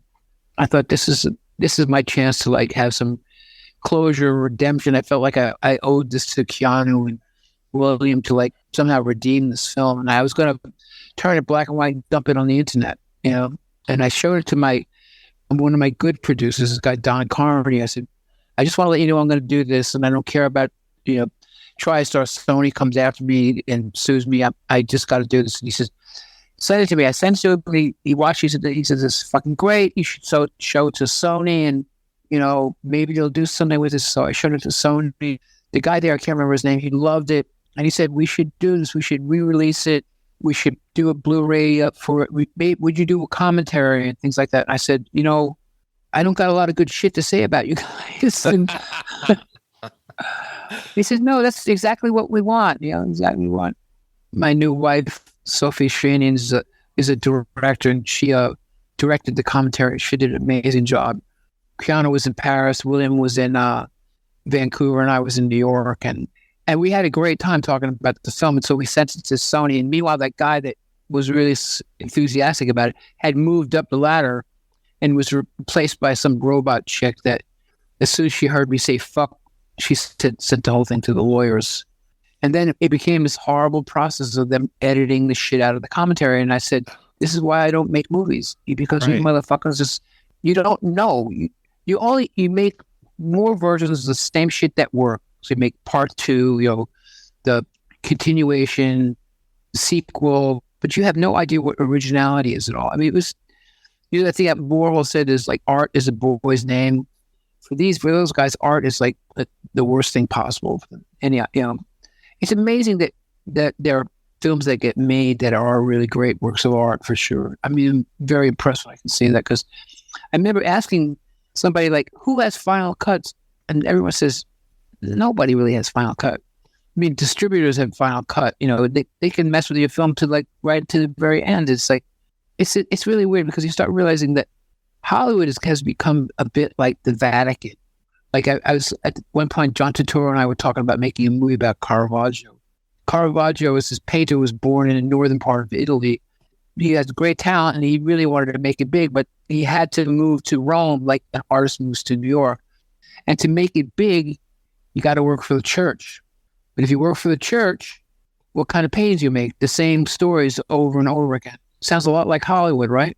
And that's what Hollywood's feeling was. It was a bit like that for sure. But so the black and white version is not just you going in and turning the chroma right off, because it looks like it's been manipulated to the point where the black and white is so striking. Well, if you think about black and white films, they're mostly gray. Right. They're gray. They're not black and white. They're gray. So I worked with this really great editor, Cyrus, and we literally went scene by scene and tweaked it. So it's really black and white. It's very dark. And see, the thing is also, when we were shooting the movie, they kept on saying it's too dark. I'm saying it's too dark because we don't have enough money to show everything, and also there's no reason to show everything sometimes. It's not necessary. And I thought it would be cool to see all those video graphics turned black and white, because they all look so incredibly dated. Because the guys that did the last sequence of Johnny Mnemonic at that time were the most cutting edge guys in computer animation that existed, and they were fans of Gibson's, and that's how we found them. And they were like these like crazy guys working independently, and they said, okay, we'll do this for you. So that last sequence at the very end was like revolutionary in relationship to video graphics. William was really incredible through the whole experience. He stuck by me. What was very funny, we always talk about how both of us, after the film was over, never thought about making movies again. We realized we both had PTSD from this experience. It was just like, William went back to being a writer. He's been incredibly prolific with his writing. He's been really great. And I went back to being an artist. And I'm very happy doing what I'm doing now. Nobody's telling me what to do. I mean, the thing about movies is like, it's like as if like you go buy a can of paint and you open it up. This analogy doesn't make that much sense anyway. It's just a lot of people telling you what to do. This is really awful. It's like you open it up and I said, this is the color I want. But the guy who paid for the paint says, no, it's not the color. It's not the right color. But I said, that's the color I want. But I paid for the can of paint. So get the right color.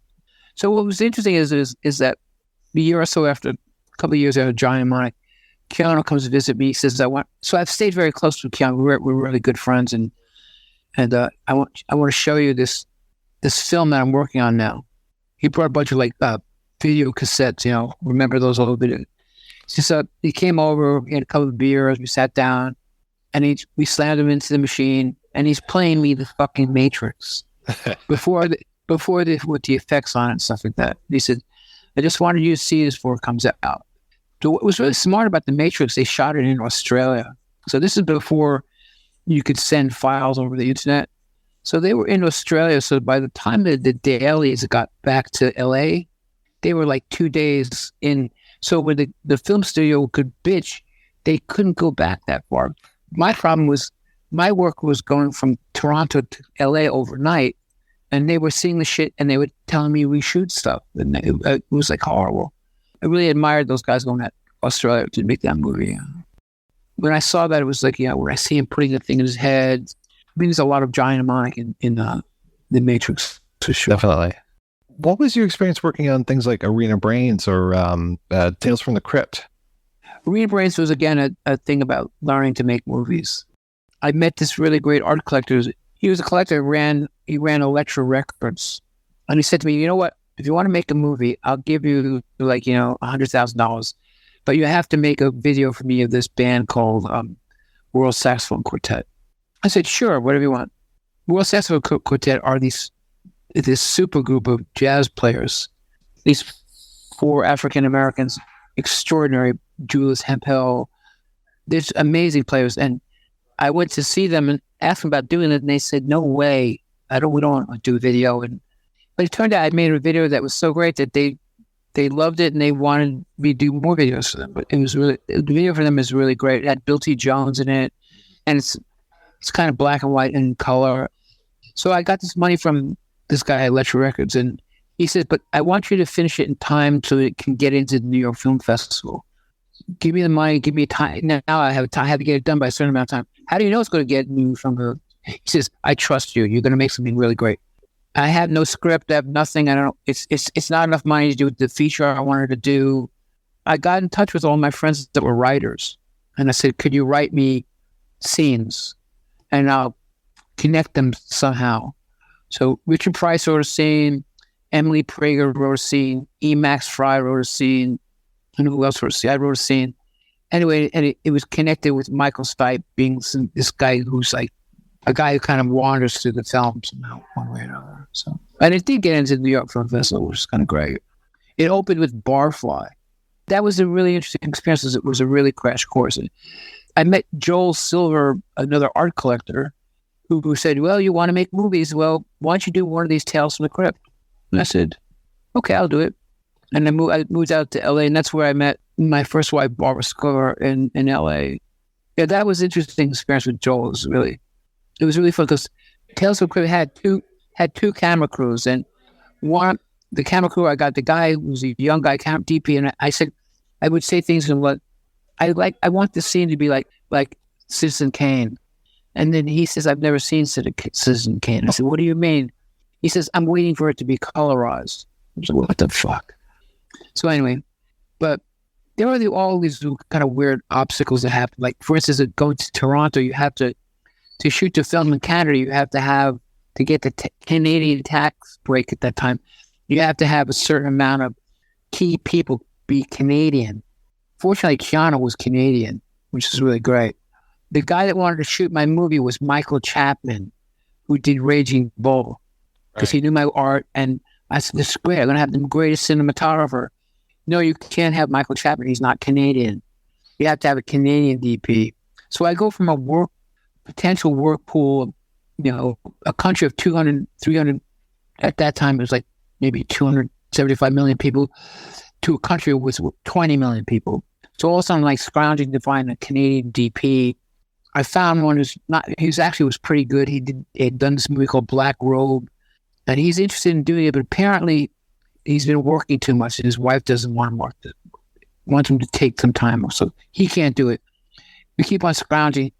Finally, the one guy Lantos, that was the guy, Robert Lantos, said, they suggest this guy DP. I can't remember, it was Francois or something. Anyway, his major film credit was Weekend at Bernie's. I mean, real classic.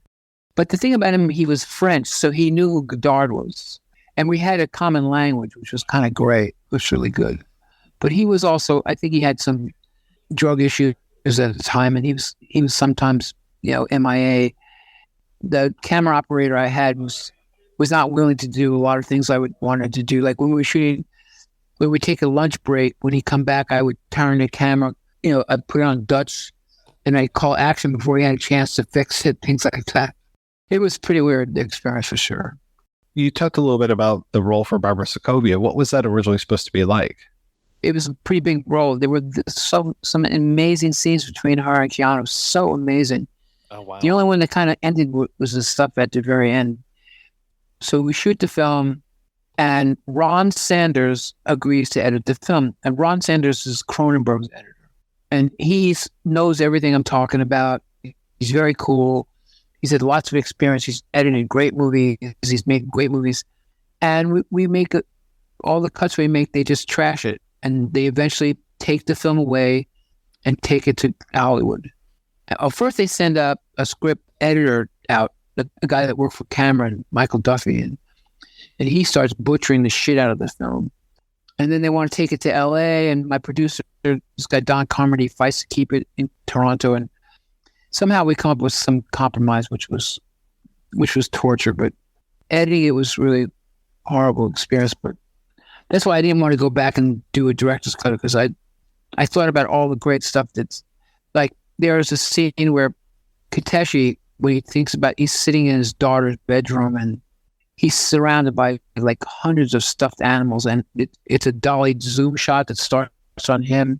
He comes back, and all of a sudden you realize there's hundreds of these stuffed animals, and he's in his daughter's bedroom. And there were some really great scenes with Barbara. Her character was a really amazing character. We always thought if Johnny Mnemonic would be successful, we could do the sequel, and it would be a story about her being head of Pharmacon, becoming neural net persona and things like that. I'd say it's pretty cutting edge to be looking at the pharmaceutical industry at that time before it even gets to be the monster that it ends up being. One of the most poignant lines in the script is that the pharmaceutical company was more interested in treating a disease than curing it. That to me is so incredibly profound, and I thought it was so important. It still exists right now.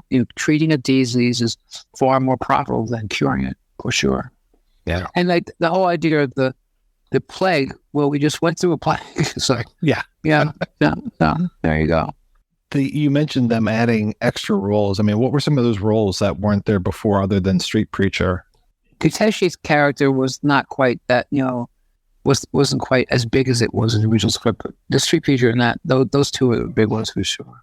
Mm-hmm. And the other thing is also finding the character that plays Jane, his bodyguard in the film, was like, so the scenario would happen with Val Kilmer is that I learned this expression called money pregnant, that a film could be money pregnant. Do you know this expression? No, I've never heard that one before. What it means is that the money is locked. So you have a start date. So if you don't start on that date, you lose the money. So we had to start on a certain date. So Val basically knows this, and he's holding the film hostage. I spent like a couple of weeks with Val in a hotel in Toronto. I mean, he was such a dick. I mean, we were looking at women to play the part. What happened is he was basically holding our film hostage because he was waiting to find out if he got Batman. And then when he locked into Batman, he just split and left us with nobody.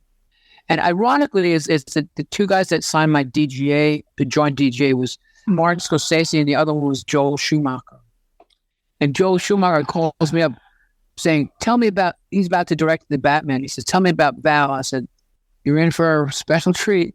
Then the interviews that happened after that with Schumacher talking about Val, man, he fucking really ripped into Val after that. According to Val, basically directed every movie that he's ever been in. Yeah, right. It was like, yeah. And we talk about a narcissist. Anyway, yeah, there aren't that many. It was how they reduced all the peripheral characters, by cutting back the Barbara's character, which was really stupid, and creating this Street Preacher, and then cutting down Street Preacher. We kept on saying to him, like, evil guys, you have to like the evil guys, because then when they're evil, they're really even more evil, Right. And then I realized how little the little bit that I knew about storytelling and filmmaking far exceeded what these Hollywood execs. I remember going in these meetings and they're going, well, we got to change the name of the film. Mark Kent saying, we got to change the name of the film because I can't say Johnny Mnemonic. Let's change it to Johnny Get Your Gun. And you said, there is a film that called that. It's also a really famous book, stupid. But anyway. Yeah. Yeah, the cast of the movie is just incredible. The different types of people that you've brought together.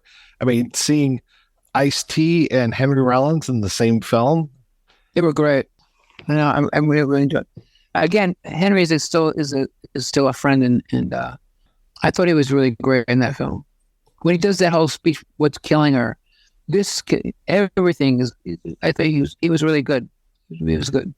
The way he says "just Johnny" is one of my favorite things. I know. It's very funny. I was in Berlin doing an exhibition in Berlin.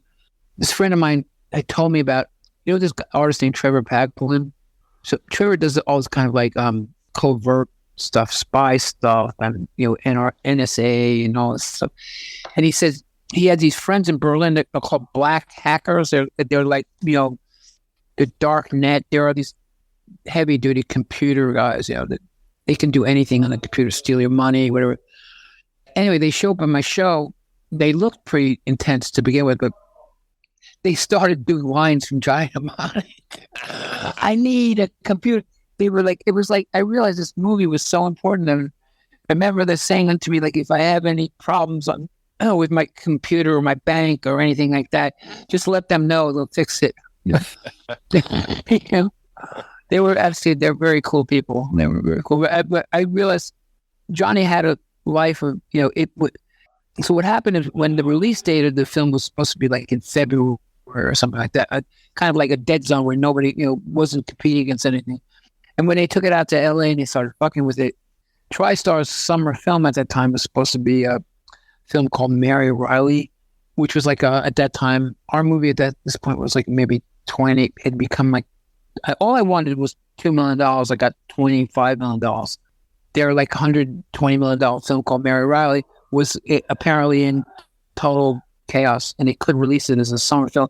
And Keanu had just blown up with Speed, so they thought, wow, let's make Johnny Mnemonic our summer movie. So my movie opened the weekend of Die Hard and Batman. But it was like number 3 for the first 2 weeks of it. I mean, it has made money and it continues. I mean, I still get residual checks from it every now and then, but it's kind of ironic. Them trying to turn into something that was really bizarre. It was hard. That's why, again, I go back to the black and white version. I feel very good about the black and white version. It's very close to what I imagined. Did William Gibson, was he on set with you during the shooting? Every now and then, yeah, he would come, yeah. It's funny. One of my favorite scenes in the movie, and I think for a lot of people, is Johnny's tirade under the bridge. So that's not in the original script. I said, William, we need a scene where Johnny freaks out and we're freaking out. So we need him to you need to channel all our piss anger and have it come out in a scene here, because all the shit that's happening to him is like the shit that's happening to us while we're trying to make this movie. So I found a place under the bridge where I built this mound. So it's like the curve of the earth. So it's like a dirt mound. So it's going to curve. And again, here's a situation. The tirade in its entirety was so fucking great, but they chopped it up. They had reaction shots to Jane, which wasn't necessary, but they chopped it up. It was a little bit longer, but Keanu fucking killed it. It was so great. That's one of my favorite parts of the whole movie. I want room service. I want a computer. All these there are lines out of my movie that people still remember, which is really great. Are all these things that you've talked about, these extra scenes, these things that they chopped down, do they still exist that you know of, or are they just gone forever? You know what? Who knows? I don't know. I tried to find. I had some of the 8mm copies of dailies that I had. I couldn't find anything. Like that scene with Takeshi, that would have been really great, and a lot of scenes with Barbara and Keanu would have been great. But it was like too painful to go back to try to figure out how to put these things back in there for sure. Yeah, it was not worth it. Not worth it. I mean, I remember them. That's about as far as it goes. With Takeshi not speaking English very well, was it difficult to direct him? No, he was great. He was a very kind man, and I went to visit him in Japan. I mean, he was really great. I mean, I didn't realize what a gigantic star he is in Japan.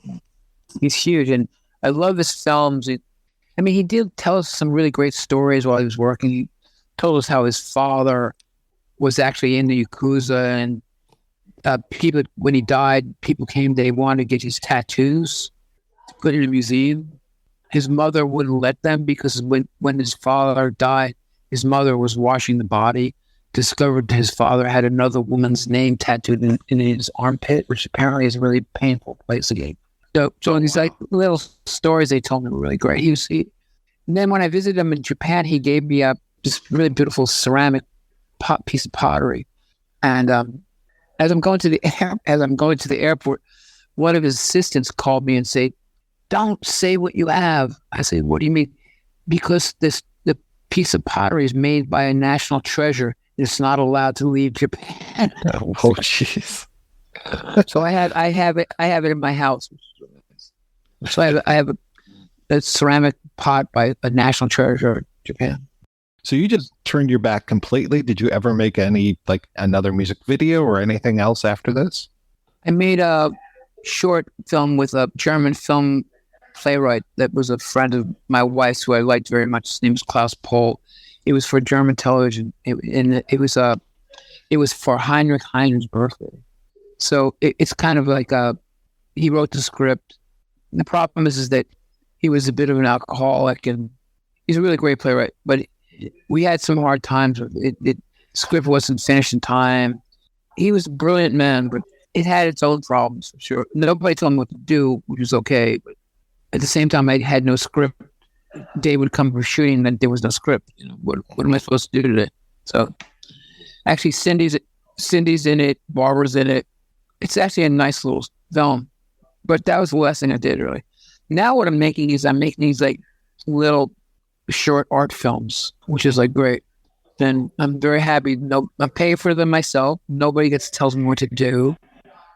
Meanwhile, I have my youngest son just graduated from NYU, the master's program in film. That he's like he's going to make movies. He's going to make movies that I wish I would have made, for sure. So he's busy doing that, for sure. There's one thing that I think you did, but I'm not sure, because it says Longo on the beginning of it, and I figure it has to be you. It was an MTV bumper with Steve Buscemi where he's saying all these titles. I love that. I still quote from that all the time. Reading Brands is the first movie that Steve was ever in. I mean, the cast of Reading Brands is pretty great. MTV had these things called art breaks. So they asked me to do it, and I did it, and everyone would end with just like a kind of boom, then my name would come on. I remember Michael Stipe telling me that he was like in Indiana or someplace, and he heard my name being used as an adjective. And he asked the kid, "Do you know why are you using that word?" He says, "Because I heard it on MTV." The kid had no idea who I was. He just thought that my name had become an adjective. That's really Longo. I thought that's very funny. That's one of my favorite things ever. So I have to thank you for that. That short is amazing. She's also in Reading Brands. It's been a while since I've seen that. Is that even available any place these days? I think I still have it on VHS. Reading Brands it's not bad. It's like for like slapped together really quickly, but it's not bad. There are some moments in it that are really great. Ray Liotta is really great in it. And the scene that Richard wrote, which is so great. Anyway, all of it's pretty good. And Max Fry has become like this huge, writer. He's written a bunch of movies. Very smart guy. Reading Brands was fun to do, for sure. But it's not really a movie. It's like I guess I learned from my kid at NYU this whole world called short films. I guess Reading Brands is a short film. Artwork can be so solitary, just working on your drawings, working on your photo, these kind of things. When it comes to film, I would imagine it's super different. You have to work with so many people, or am I completely off base? Well, for me, you are a little bit, because the thing is that when I started out as an artist, I met these two guys, Troy Bruntock and Jack Goldstein. Jack Goldstein was an artist who was making photos and short films, and he didn't know how to make films. He had somebody else make films. So he said, as an artist, you don't necessarily have to do the shit. Somebody else can do the work for you. You have to have the idea to do it. So very early on in my career, my work was really ambitious, and I realized if I was to do the work myself, I would only get one work done. But if I had help, I had an assistant, I could get two done, and from two it turned into three. So eventually in the 80s, I had, maybe 10 people working with me in my studio to get work done. So the solitary part about it is like figuring out what I'm going to do, making sketches, making plans, but then it becomes so I make art very much like a director makes movies right now. I have a studio with my office has 4 people in it. I have an archivist, someone that does the payroll with it. I have in the studio, I have 6 people working in the studio. So for my charcoal drawings, if I did the drawings myself, I make money a year, but it's so time consuming. So I have a lot of really great young artists working for me. It's really, I'm the boss that I wish I had, for sure. I pay them really well. I give them a lot of free time. I give them time to be artists, for sure. And at the same time, it's a job, but I know if they have to leave their studio, it's going to work for me. But at the same time, I make it as pleasant as possible, for sure. And it's financially as beneficial for them as I can. But yeah, my work is very much like making movies, for sure. It's like the ideas are, once you figure out what you want to do, I work a lot on the work myself, for sure. I think of myself as the light in relationship to Frankenstein. I make it come alive. But yeah, I have, my crew is almost broken down like a film crew. They're the guys that are fill in. They're the guys that are finishers. There are different categories of jobs, for sure. I use the cinema as a kind of role model as to run the studio, for sure. Although the way I run my studio after reading art history books is not a whole lot different than Rembrandt or Rubens, where I had 140 people working for him. Wow. So in that sense, I'm not that out of whack with it. Mr. Longo, thank you so much for your time. This has been so great talking with you. My pleasure. Now you know the whole story. But when you watch, now when you watch the film, you'll cry. Oh my God.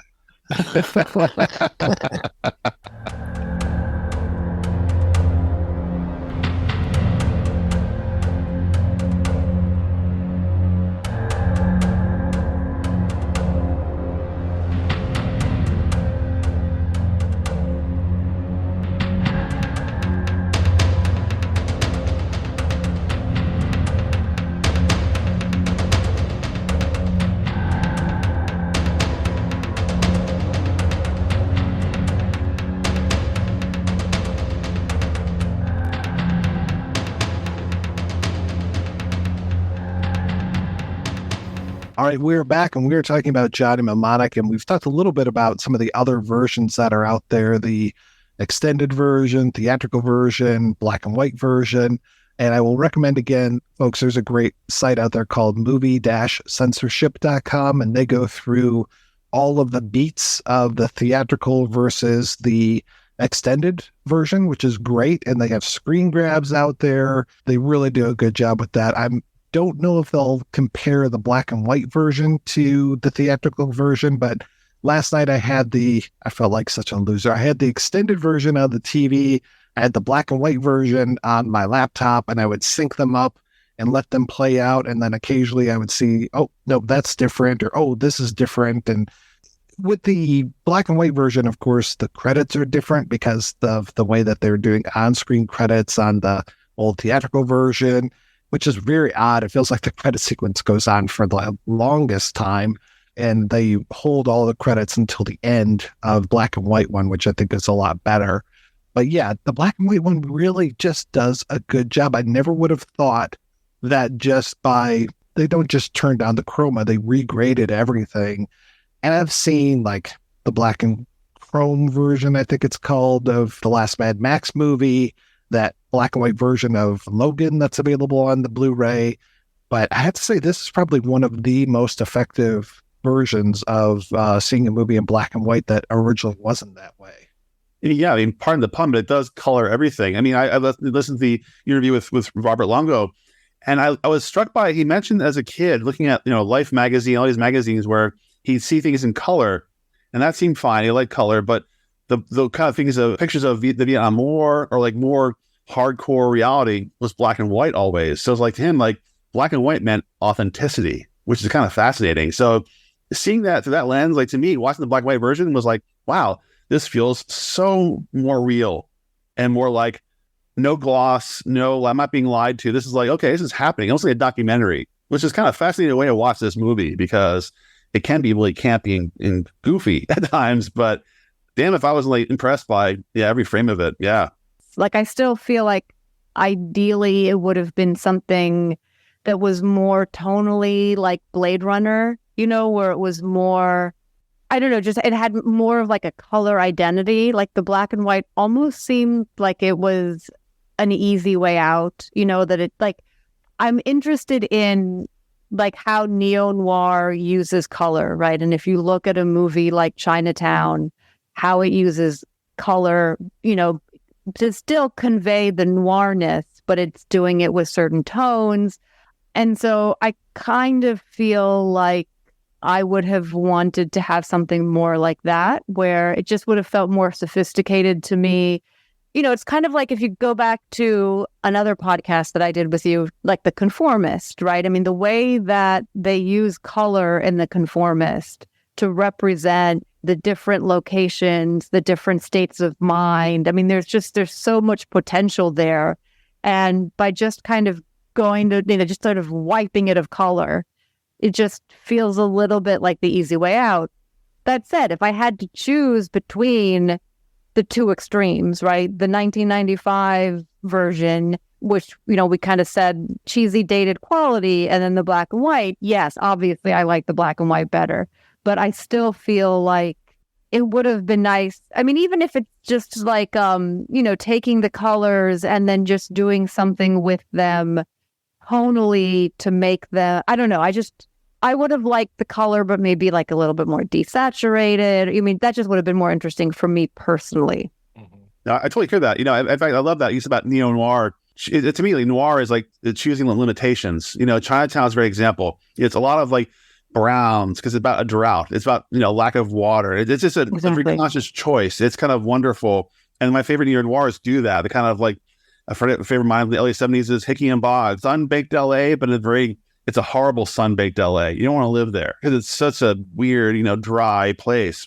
I agree. It was perhaps black and white it was a simple thing, a simple fix, or not simple. I'm sure it was. No, but it seems like a simple fix. Regardless. One choice, yeah. Rather than designing like around that kind of, okay. Because I mean, for me I'm a noir novelist. I love the idea of limitations are what actually excite me. Like, okay, well, I can't do this, this, and this. I do a list. Okay, know this, know this, know this. What else do you have in your palette? That to me is exciting because like when you have everything, cool, you can do everything you want. And that's the problem with, computer effects. You can do whatever you want. You have a dinosaur on the moon fighting a spaceship. Cool. But what if you have like very little to work with? That to me is exciting. We have a noir story because noir is about life telling you, the universe telling you, no, fuck you. You can't do anything. You're trapped. What do you do now? That's great. So I mean, just imagine if Blade Runner was in black and white, it would still be a cool looking movie, but it wouldn't be as cool as what they do with color, And if you think about a David Fincher movie, how much it would lose if it was in black and white, because so much of what he does is kind of like what you were saying. He uses this limited color palette to create this blue grayness that's become almost like his brand, but it's like it just puts you in David Fincher world.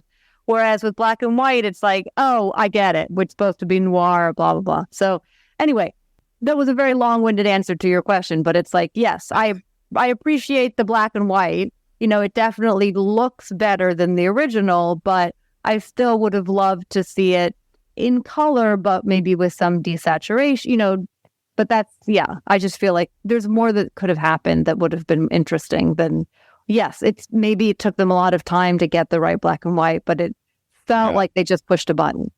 Someone's going to come after me for that. No, I hear you do that.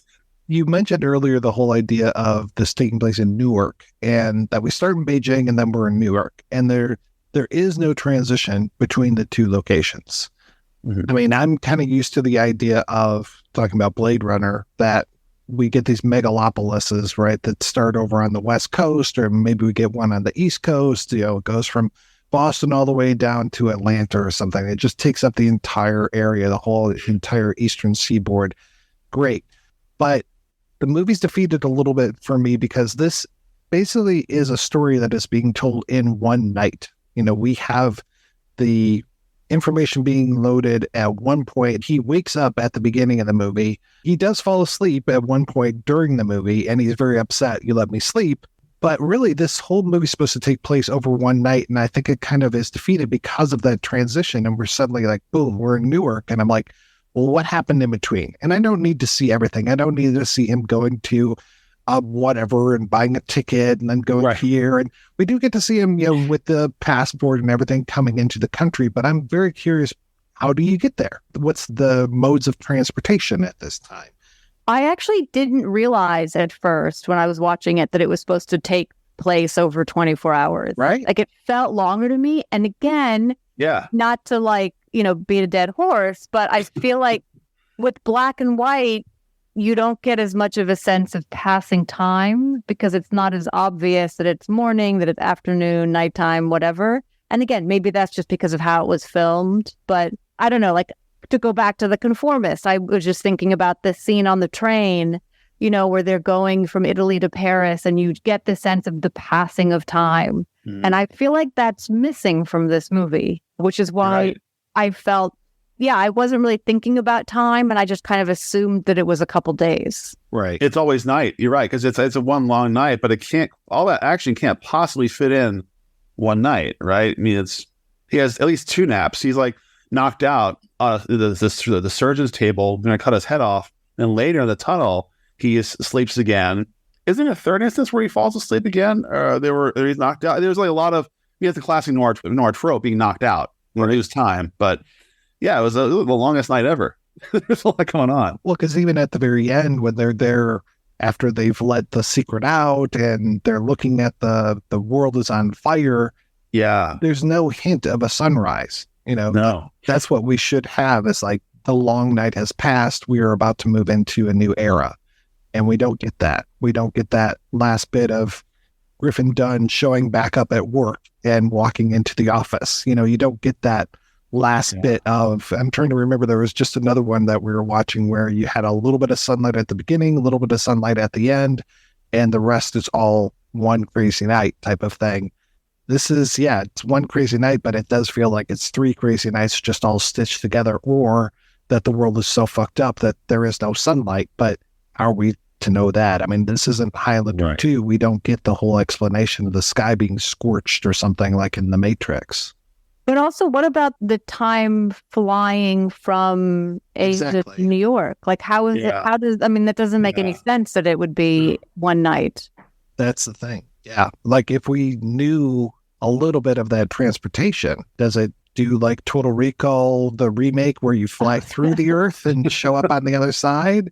Oh, yeah, because it's the future. So maybe he like teleports. Right. It could actually. It's funny. This reminds me of the opening line to Neuromancer. This is the same world. The very first line that speaks to this. It says, "I'll read this: the sky above the port was the color of television tuned to a dead channel." So maybe in Gibson's world, there is no morning or daylight ever. Like, I mean, maybe it is intentional that it was always it's forever night. But you guys are talking. I sparked this and like, oh wow, okay, this is holy shit. Right. Maybe it's this Gibson land where goodbye sun. Well, because the whole thing of Johnny having the leak of the memory in his head is our ticking clock, but we never really get a sense of how long it's going to take for that total disruption to occur. You know, they never say, oh, if you don't get help within 4 hours, you're going to be dead. It's like, did you say, it's a couple days before you die? Remember the warning? Yeah. But that's... couple days. Right. So I presume, I always thought it was like about 48 hours. The first day was in Beijing. There's travel time. Then it's one long night the next day. But that was just me trying to fill in the gaps. Like you said, there's no explanation of that or, information given. But despite all of the little things that I keep bringing up, am I going to keep watching this movie? Let me ask Mike, you and your wife, what excites you about it? Like, what is the thing that draws you back again and again to watch it? I mean, it looks amazing. Yeah. Again, going back to the production design, it looks amazing. It does. What brings me back is I want room service! I want the club sandwich. I want the cold Mexican beer. I want a $10,000 a night hooker! I love when he freaks out in the movie. And it's like, we've seen him emotional, but he gets real emotional there. And I just love that part. I just crack up every single time it happens. All right, I give you that. That's cool. Like that. Also, the Henry Rollins, the Just Johnny, all of that stuff, all of these character actors throughout this entire film just make it such a pleasurable experience for me. We don't get much of that out here in Newark, Just Johnny. Kind of upscale for us, Yes, you're right. The character actors really help make it. Yeah, I mean, should we discuss the dolphin in the room? I was so surprised that Jones is in the original short story. He is, yeah. I was going to say, that sounds so Hollywood, but that's the part of the story. That's kind of great. I don't know. It was like, it's a fish, as he said. No, it's a mammal. The version you guys watch, did you see Ice-T give Jones drugs? Oh, no, that's out of it. And the story is heroin. The dolphin's hooked on heroin, which I loved. I missed that. That's in the extended version. Oh, he does. Really? Oh, yeah. It gives him, it's not heroin, but it's this like blue liquid that he shoots at Jones. And they talk about how the government got him hooked on drugs. To do the job. Yeah. Makes him feel like he's swimming, is what Ice-T says. Oh, man. That's messed up. It is. I didn't see that. I mean, it's like Day of the Dolphin, on heroin. And do we know how the spoiler, but how Jones the dolphin takes out the street preacher with what, mind lasers? Like, what is that? What is he doing exactly? Like the whole Dina Meyer is turning the radar dish and he's channeling this energy beam from the dolphin. Right. That wasn't explained at all, right? Or did I miss something? Well, I think the idea is because remember, he's like almost entirely parts. Okay. Like he's been replaced with these like sort of cyborg elements. Okay. And so I thought that it was maybe some kind of like powerful, like magnetic waves or whatever. That makes sense. And that's why it affected him and nobody else, because he is all the cyborg parts. Okay, exactly. Okay. And so it was somehow, again, I thought it was some kind of maybe a very powerful magnet or magnetic waves or whatever. And that maybe, was like pulling them out of his body, like it's like going into an MRI if you have metal in you. And it hurt Johnny because he had the implant in his head. That was the whole, that was the hurting part. Okay, that makes sense. Okay. All right. Sorry, Jones. I didn't mean to doubt you. Solved, yeah.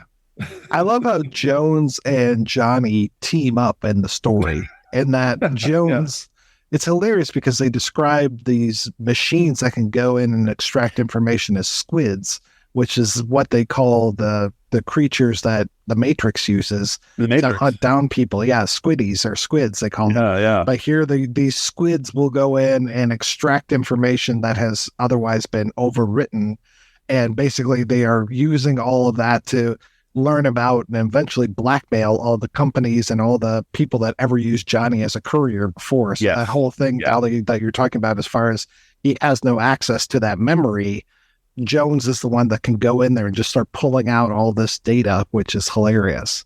Again, spoiler, a bummer in Neuromancer, we realize the fate of Johnny is revealed because Molly Millions talks about what happened to Johnny. He doesn't make it. Yeah, so it's kind of sad. It's kind of sad. Yeah, Yakuza gets some lab-grown assassin from the Yakuza takes out poor Johnny Mnemonic. So really, bummer. Yeah, that's a Neuromancer. Yeah, what I love about it is he was trying to lay track for a bigger, Gibson verse, for lack of a better term. But I just love that. Yeah, I wish it, had happened. We could have used that. Well, because they've been trying to bring Neuromancer to life for so many years. I know friend of the show, Vincenzo Natali, has been trying to do that for so long. And I don't know how close he got, but I mean, I think they announced it a few times, and then they've announced other people making Neuromancer as well. And it's like, okay, great. There are so many books that I wonder if it's like, it's a bummer or a blessing, because they've been trying to make, for instance, Alfred Bester's The Star Is My Destination for decades, literally decades. Beautiful novel. I adore that novel, but I worry that he'd screw it up somehow. They would just do something awful to it. So I kind of, I must not want to see it. Yeah, in the right hands. I'm kind of relieved that it's not been made yet because the novel lives on. I want to say that De Palma was almost going to do that at one point. I think you're right. Really? Yeah, I remember there are various versions of that script floating around. I don't know about the Neuromancer script, but definitely Stars by Destination has been there floating.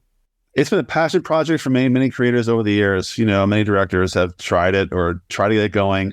And it's just, again, nothing beats to me that idea of the words being beamed into your eyeballs, into your brain, and making this movie in your head. That to me is the optimal conditions for that kind of story. I'd love to see it just to see if they can pull it off, but rarely does it work, when a beloved book or story, make it that far. Yeah. Pretty soon it'll be an HBO miniseries. Oh, sorry, HBO doesn't exist Max, anymore. It'll be a Max miniseries. It's interesting. I just looked online, and it seems almost like it's been a cursed project that just version after version, and it just keeps bouncing from like person to person. Is this a Neuromancer or Stars? Oh, Neuromancer, sorry. Neuromancer, yeah. Oh, yeah. I mean, I'm sure that when it came out, they're trying to figure out how he cracked this thing, how he cracked the cyberspace thing. Sounds hot. But no one's been able to do it. How weird. I wonder why it keeps, because it seems like it would be such a great movie. Pretty soon we'll be living it. The casting stuff, we always discussed the cast. I mean, a little bit the cast. It's a really great cast. I'm impressed. I mean, But he apparently didn't really have any say in the cast, True. which is kind of depressing. Yeah, that is true. It's funny. He was very gracious in the interview. Dolph Lundgren was sort of forced upon him, but he actually saw a lot in Dolph's performance. He liked his performance. That was really cool. Who else was he? So there was Keanu was kind of forced upon him when Val Kilmer dropped out. So I know Val Kilmer was on for the longest time. That would have been fascinating to see the Val Kilmer version. So I do like Val Kilmer a lot in these kind of roles. I don't know. And that they wanted him to use Keanu because he was hot from Speed. Okay. But yeah, I didn't get a sense, like, do you think Robert Longo was like excited to work? I mean, it just felt like he didn't have any say in the casting. I think you're right. Yeah. Well, it is interesting that when they did that black and white version, they have an extra on the disc where it's Keanu, Gibson, and Longo all talking, and they definitely feel like they're best of friends. Yeah. Oh, which yeah. is nice. All of these years later, that they can sit down and still talk about this. That's great.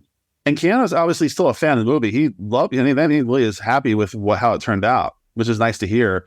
I think Gibson's actually was very much, all these years later, it seems like he kind of appreciates, what was attempted at least. That was a cool interview. I watched that too. Yeah, that extra with the three of them talking, chatting. I guess it was from last year or 2 years ago. Yeah, it feels like it was definitely shot during COVID. It was funny reading some of those articles about the making of Johnny Mnemonic, and they're talking about, who was it? Somebody was supposed to be making New Rose Hotel at the same time. It was Catherine Bigelow.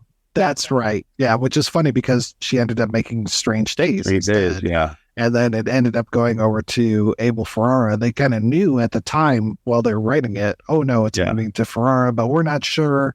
And then eventually, I think 3 years after this, it would come out in 98, which I haven't seen. Other than, I think, didn't Gibson write an episode of The X-Files?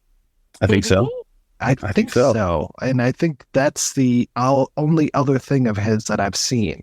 And plus, recently has the series, the Amazon series, based on The Peripheral. I haven't watched it, but I've heard it's goodish. I've heard it's interesting. Looks like he actually wrote two episodes. Of them. Yeah. Wow. From season 5 and season 7. Yeah. That's nice. That's cool. Wow. Kill Switch and First Person Shooter. Oh, okay. Yeah. That rings a faint bell. All right. That's really cool. Yeah. And I want to go back and watch those 2 episodes. Yeah. At the time when I watched them, I didn't realize that he'd written them. That's very cool.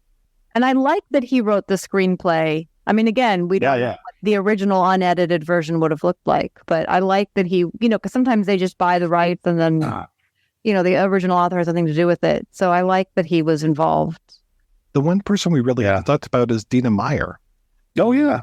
I think she does a great job in this, and I really she seems kind of fearless in this role. She's not afraid to look ugly. She's not afraid to, really get into the physicality of it. I was really down for what she was up to. Yeah, I agree. It's funny. The one moment, it's not all about her performance. The one moment, I'm sure this is forced on by an exec, that she's watching Keanu hack in. His VR glasses are on. He's hacking. What are you doing? Like, all right, this is a woman who's had her body modified to the nth degree. Like, what are you doing? What's this hacking thing you're doing? It's like, come on. This is not, a weird thing that he's doing right now. I'm sure there's some execs saying, you have to explain hacking to the audience. They don't know what he's doing. Like, come on. She deserved better than that. Dina Meyer deserved better than that. It reminded me of that moment in the first zombie movie, White Zombie, where you have the two tourists arrive in Haiti and they're like, what's that? And the guy driving the carriage is like, those are zombies. And then, he explains what zombies are. Yeah. I feel like whenever a character asks that kind of a question, it's like for our benefit. It's like, the slow audience. Totally. I think that's just a carry that burden. It's like, she's a badass assassin. She's wonderful. It's like, she wouldn't ask that question. She would know everything he's doing. Like, she'd be ahead of Keanu the entire time. So, but I thought her performance was wonderful. I actually met Dina Meyer years ago at a comic convention. Lovely, very awesome. Loved her as Starship Troopers. I thought she was awesome in that. Yeah, everything she's been in. Do we know if Longo wanted her or if she was given to him by the studio? That I'm not sure. It was her debut, so good question. Yeah, I don't know. And then Barbara Sukova, always amazing. Yes. And Robert Longo's partner for I don't know how many years. That's right. So she was always a delight. I'd forgotten that she was in it. Weird. Yeah. Actually, I didn't know about that. This is minor, but I got to bring it up anyway because I'm a dork.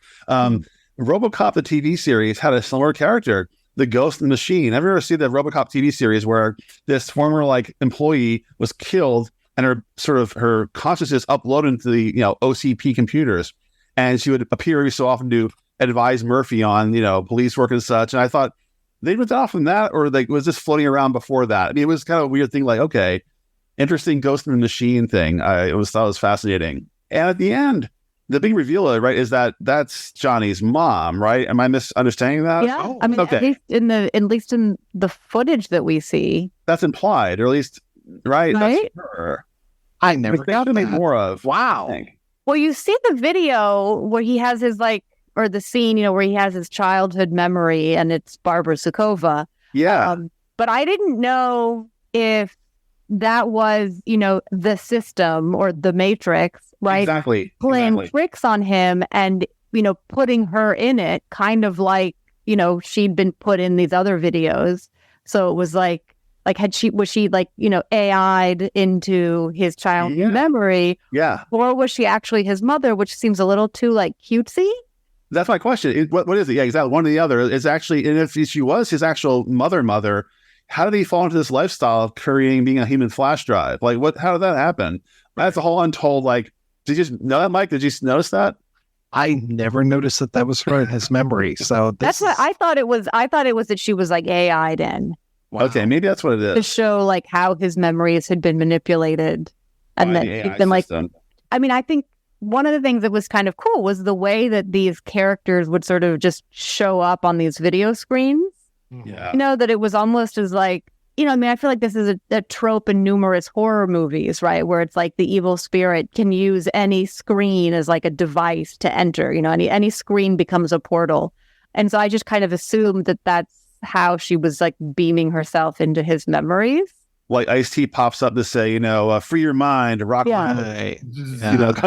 Exactly. Yeah. Disappears. Yeah. And Ralphie or whatever his name is seems to kind of keep showing up on these little monitors. Yeah. That's how we're introduced to a lot of characters, is through that way. And it's funny because this is just from living in New York, but it just always reminds me of those little monitors in the cabs. They have those little TVs. Yeah. And it's funny because it's not Jimmy Fallon. It's you get in the cab and it starts talking to you, and then you're scrambling to figure out how to turn down the volume. But that's what it just felt like. It's these ghostly forces keep beaming in through all these different monitors. Which is cool. Yeah, go back and watch the childhood scene because it's her as his mom. Okay. Yeah, I definitely will.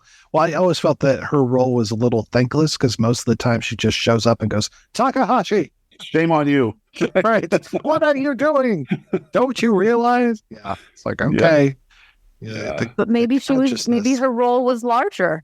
In the original version. I think it was, right? There is, I just made that up, but yeah. No, I think you're right. I think this is an interview.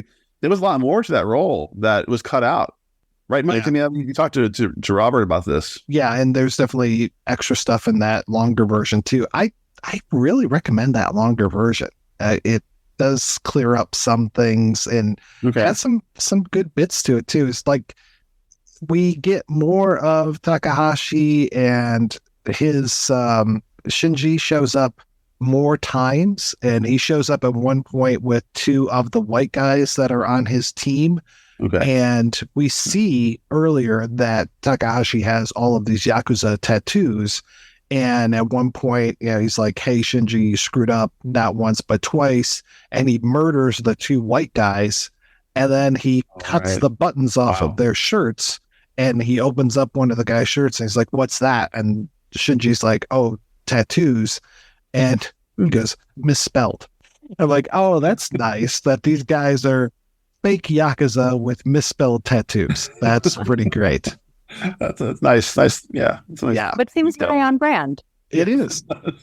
It is. And yeah, you get his little monitor on his desk at one point gets hacked by J-Bone, and you definitely get more of the Sakawa character talking at him and riding on him for being a jerk. So yeah, there's definitely a lot more of this stuff. And yeah, I kind of wish that Longo had taken a look at why don't we look at all of the footage rather than just what was released and maybe tweak some more stuff, because there are some good bits to it. I was going to say that I had assumed that the new version was going to be longer. I didn't I was surprised that all he did was sort of change the color. Yeah, same here. I mean, it was, we take the extended cut, do the black and white thing there, the optimal cut. But I think that the extended cut isn't a problem with quality. Like, it's all standard definition, not high definition. I think so. Is that right?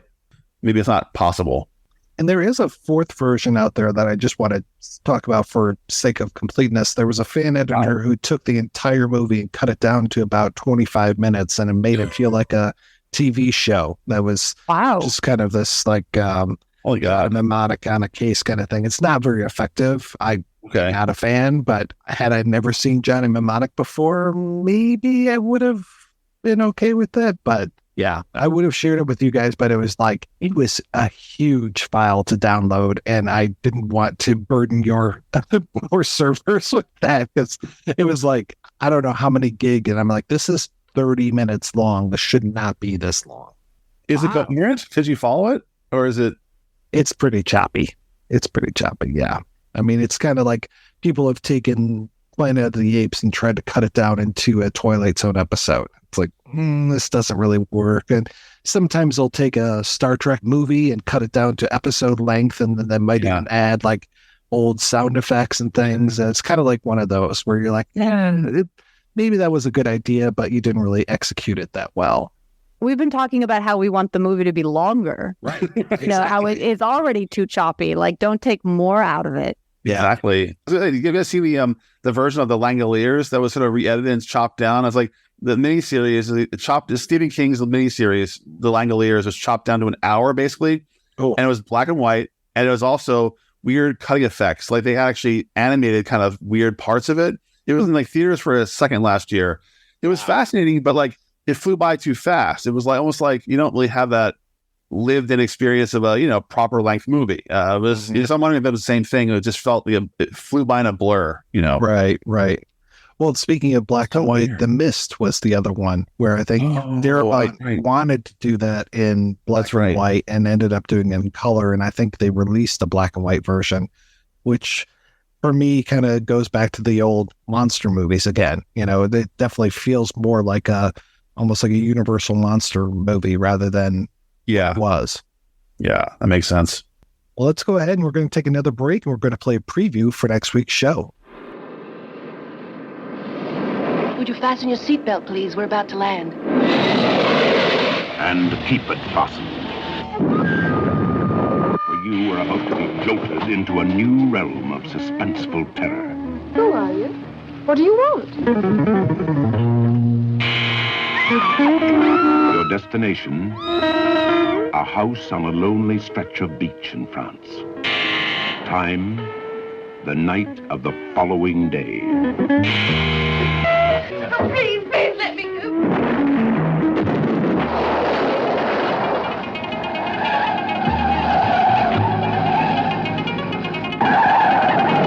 Nothing grips the imagination. Nothing matches the excitement. Nothing builds in suspense. Like a good, hard-hitting crime movie. And here is one of the best. You wanna... Shut up! Listen to me, man. If you want to get freaky, you don't do it with her. The night of the following day, fear seeks a way out. I want out of this thing, man! You're crazy! You're gonna get us all killed! Brando. Here's the old magic. The romantic star. The lean adventurer. Hungry for excitement. Richard Boone. Here and now, the living image of a sadistic killer. Don't let anything happen to my little girl.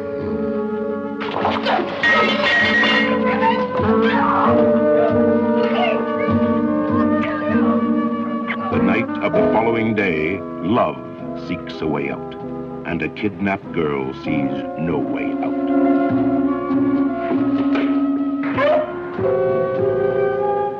I got him on the line. On the line, but no one is off the hook. Look, this is going to be a one-way conversation. You listen. You understand? Just listen. All I've got is that little girl and old locking bar. And if I come back and I find that she's not all right, I'm going to take that burp gun and I'm going to jam it up your nose. And I'm going to pull the trigger till it doesn't work anymore. As sure as night follows day, this startling motion picture will create a new must-see. A compelling must-know about what happens to all of these people in the different and daring crime thriller, The Night of the Following Day.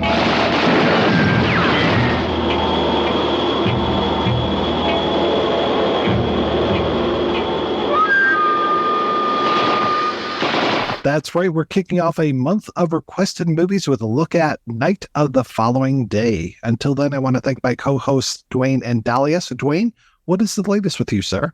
Actually, I'm very proud to say I have my first short story collection is out. It's called Lush and Other Tales of Boozy Mayhem.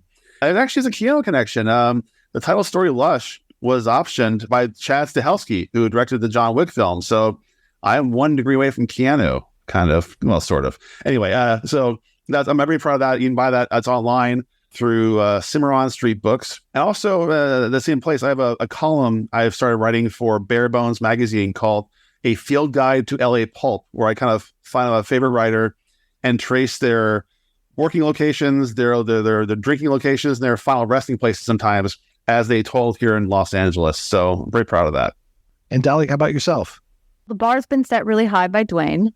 I feel a little bit guilty because my writing has sort of taken a backseat because I've been very busy with my day job, where I am now the new chair of the film department at FIT in New York, which is really kind of exciting because it means that I have the opportunity to, put all these different initiatives into play. And so I've just been kind of distracted by that. I am working on an essay about the Black Dahlia for this true crime anthology.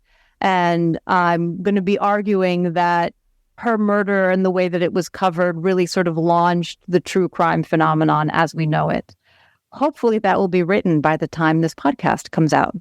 Are you still working on that proposal for a book about memory? Yes. So I have to write the Black Dahlia essay, and then I have to write a chapter about sort of like the history of zombie films for a different anthology, and then I get to go back to memory. But yes, my next book is going to be about memory and sort of its impact on film and television narrative and what that says about the sort of cultural and social erosion of memory in our real lives off screen. That is the next book, and it has sadly been neglected, but I am hoping to bring it back front and center once I finish these other 2 chapters.